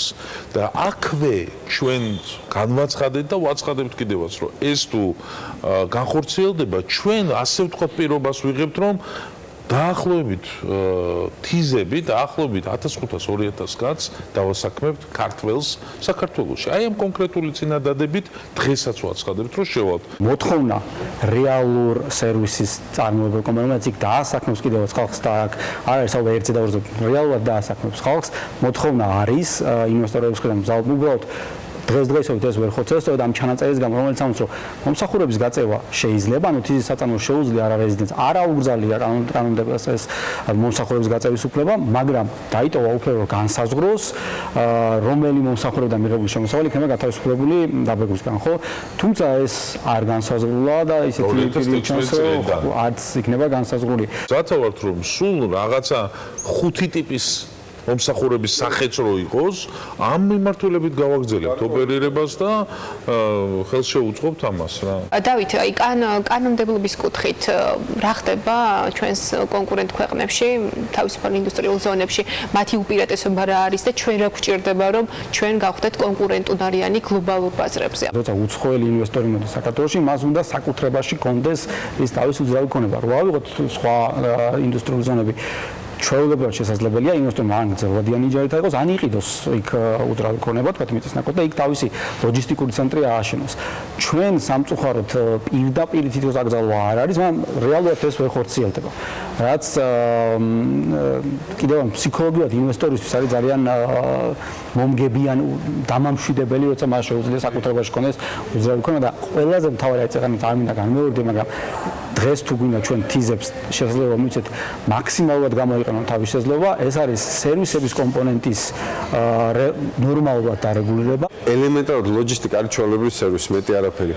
ლოჯისტიკურ კომპანიებს არ შეუძლიათ თიზში ოპერირება, იმიტომ რომ ისინი ვერ აკეთებენ სხვა კომპანიების ტვირთების მომსახურებას ვერანაირად, იმიტომ რომ შეზღუდულებიან და მაგაზე არის საკმაოდ დიდი მოთხოვნა, რომ აი დიდი ტვირთების, თქვათ, თიზის ტერიტორიაზევე ჰენდლინგი, როგორ ხო აი მართვა, ტვირთების მართვა, რომელიც ახლა ძალიან კარგი მდგომარეობა გვაქვს ლოჯისტიკურად მეტნაკლებად ეს სომხეთი, აზერბაიჯანზე არ უძახი, იქით თქვათ ყაზახეთი, თურქმენეთი, უზბეკეთი ჩამოკიდებულია მეტნაკლებად რაღაც დოზით ჩვენზე, ხო, ამ ტვირთბილნაში და ამის გამოყენებაც საკმაოდ ისეთი შეიძლება კარგად, როცა აი ეს ლოჯისტიკურ მიმართულებას განავითარებ, რომ იმ ხალხს თავარი არის ხარჯი, მეტი არაფერი, ეს ხალხი უყურებს ყველაზე რაც უფრო ნაკლები ხარჯი ექნება, მით უფრო იმუშავებს ის და შესაბამისად თიზის კუთხით ამ ტვირთის ხარჯი უფრო ნაკლებია ელემენტარულად, იმიტომ რომ არანაირ პროცედურებს არ გადიხარ, არც საბაჟო პროცედურებს არ მარტივად შემოგა გაგაკ.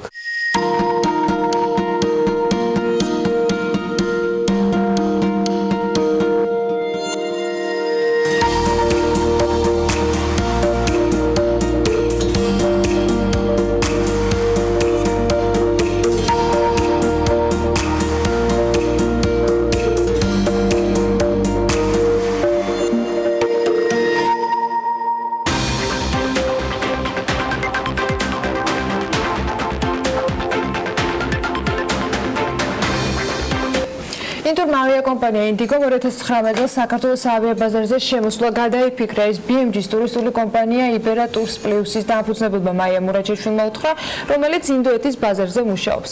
რა გახდა ამ გადაწყვეტილების მიზეზი, რამდენად მნიშვნელოვანია იმ პრობლემების აღმოფხვრა, რომელიც მათ შორის ამ გადაწყვეტილებას უკავშირდება და ზოგადად რა რეალობის წინაშე ვართ, ამაზე ვისაუბრებთ ჩვენს ბოლო ბლოგში. მაია სიდამონიძე პროტროლ ჯორჯიას მმართველი პარტნიორი შემოგვიერთდა საქმიანი დილის ეთერში და ახლა ჩვენთან ერთად იქნება მაია მურაჩაშვილი იბერია ტურს პლუსის დამფუძნებელიც, რომელიც Skype-ით გვერდთვება საქმიანი დილის მაყურებლებისათვის. მაიკო, დილა მშვიდობისა, მოგესალმებით. მშვიდობისა, ანა, დიდი მადლობა. პირველ რიგში მინდა აღნიშნო ის, რომ დღეს როგორც არასოდეს ძალიან მნიშვნელოვანი არის ბაზრების დივერსიფიკაცია და სავარაუდოდ ერთ-ერთი ხელშემწყობი ფაქტორი უნდა იყოს პირდაპირ რეისები და სავიზო ლიბერალიზაცია, რაც გარკვეულ ბაზრებს სამწუხაროდ დღევანდელ დღეს პრობლემას უქმნის. მე მინდა მივესალმო ქალბატონ მაიას, რომელიც გვერდთვება ანაკლიდან Skype-ით. გამარჯობა მაია. დიდი მადლობა პირველ რიგში სტუმრობისთვის. თქვენ გაქვთ გამოცდილება ინდურ ბაზართან მუშაობის და იქნებ გაუსვათ ხაზი რა პოტენციალია ზოგადად ამ ბაზრიდან და დღესდღეობით რა პრობლემებთან გვაქვს საქმე. დილა მშვიდობისა მაიკო, აბსოლუტურად გაგეთანხმებით, ძალიან დიდი პრობლემა არის ის, რომ ძალიან ბევრი ბაზრების დივერსიფიკაცია სწორედ არ მოხდა და პირდაპირ რეისები გარკვეული მიმართულებით არ ხდება.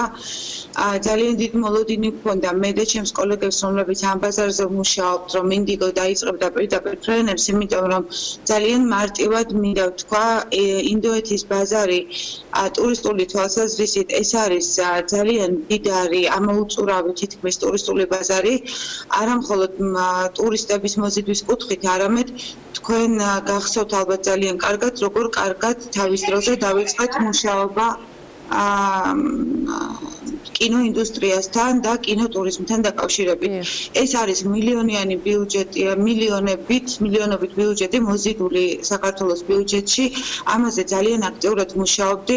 გარდა ამისა, თომას კუკის ტურისტული კომპანია, რომელიც სამწუხაროდ ვიზა ლიბერალიზაციის პრობლემების გამო შეფერხდა არა მხოლოდ შეფერხდა და აბერ ჩამოვიდნენ საქართველოში, ისინი საზღვრიდან გააბრუნეს, რამაც ძალიან დიდი საერთაშორისო სკანდალი გამოიწვია და შესაბამისად რამდენადაც ვიცი, მომდევნო წელს აჭარის ტურიზმის ადმინისტრაცია ახორციელებდა თომას კუკთან მოლაპარაკებას, რომელიც არც სასურველად წარიმართა, იმიტომ რომ ყველას ახსოვს ეს სკანდალი, რომელიც მოყვა იმას, რომ პირველი თომას კუკის ჯგუფი, რომელიც ინდოეთიდან შემოდიოდა, ასე პირდაპირ შემიძლია ვთქვათ, სამარცხვინო იქნა გაასტუმრებული საქართველოს საზღვრიდან, ისე რომ მათ არაფერი არ აუხსნეს შესაბამისად არც მე არ ინფორმაცია საზღვრიდან რეალურად არ არსებობს, რატომ ხდება ამ ადამიანების, ასე ვთქვათ, დეპორტი საზღვრიდან. არის თუ არა გამჭვირვალე ეს პროცესი, თუნდაც ტუროპერატორებისთვის, რომ სამომავლოდ გაითვალისწინონ რატომ და რისთვის? აი ეს არის ყველაზე დიდი პრობლემა, ეს არის ყველაზე გაუმჭვირვალე თემა, რომელსაც საფუძვლად უდევენ იმას, რომ ეს არის უშიშროების სამსახურის პრეროგატივა და არანაირი ვალდებულება არ აქვთ მათ გასცენეს ინფორმაციის გამო, თუმცა თუ ჩავეძიებით გვეუბნებიან, რომ პირადი გასაუბრების შედეგად ეს ადამიანები ვერ მეტყველებენ ქართულად ან ვერ ასაბუთებენ, რატომ უნდა დარჩენილიყვნენ საქართველოში, რასაც აბსოლუტურად ძალიან ისეთი ერთმნიშვნელოვნად შევეკამათები, იმიტომ რომ ადამიანები, რომლებიც მოდიან სრულად შეძენილი პაკეტით, მაღალ მხარჯველობით უნარიანი ტურისტები, სრულად წინასწარ 100%-ით გადახდილი ჯავშნებით. გარდა ამისა, როდესაც ამ ადამიანებს პასპორტში აქვთ ჩართმული ვალიდური შენგენის, ამერიკის ან ავსტრალიის ვიზა და ეს ადამიანები მოძრაობენ და არიან, ასე ვთქვათ, მსოფლიო ტურისტები, ვერანაირად ვერ ამიხსნის ვერავინ, რატომ არ უნდა შემოუშვათ ეს ხალხი.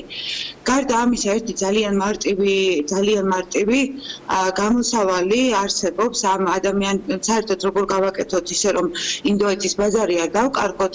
აი ახლა ინდიგოსთან მიმართებაში რაც მოხდა, ეს არის ის, რომ უბრალოდ არ არსებობს ისე ვიზა რეგულაციები, რისკები ძალიან მაღალია და რამდენადაც მე ვიცი, კომპენსაცია უნდა დაუბრუნოს უკან ტურისტულ ავიაკომპანიამ იმ ადამიანებს, რომლებიც უკან დაბრუნდნენ, ანუ ქვეყანამ არ შეუშვა. შესაბამისად ეს ძალიან მაღალი რისკის მატარებელი არის ნებისმიერი ავიაკომპანიისთვის, ამიტომ ამაზე წელს უარი ითქვა. ისევ ვერ გავაკეთეთ რეგულაციები, ისევ არ არსებობს ფილტრაციები და ძალიან მარტივად, თუნდაც თურქეთის მაგალითი რომ ავიღოთ, ინდოეთის მოქალაქე, რომელსაც აქვს პასპორტში ვალიდური შენგენის, ავსტრალიის, ამერიკის ან ბრიტანეთის ვიზა, უბრალოდ საზღვარზევე, ზუსტად საზღვარზე პროცედურებით, 10 წუთიანი პროცედურებით იღებს ვიზას და შედის ამ ქვეყანაში.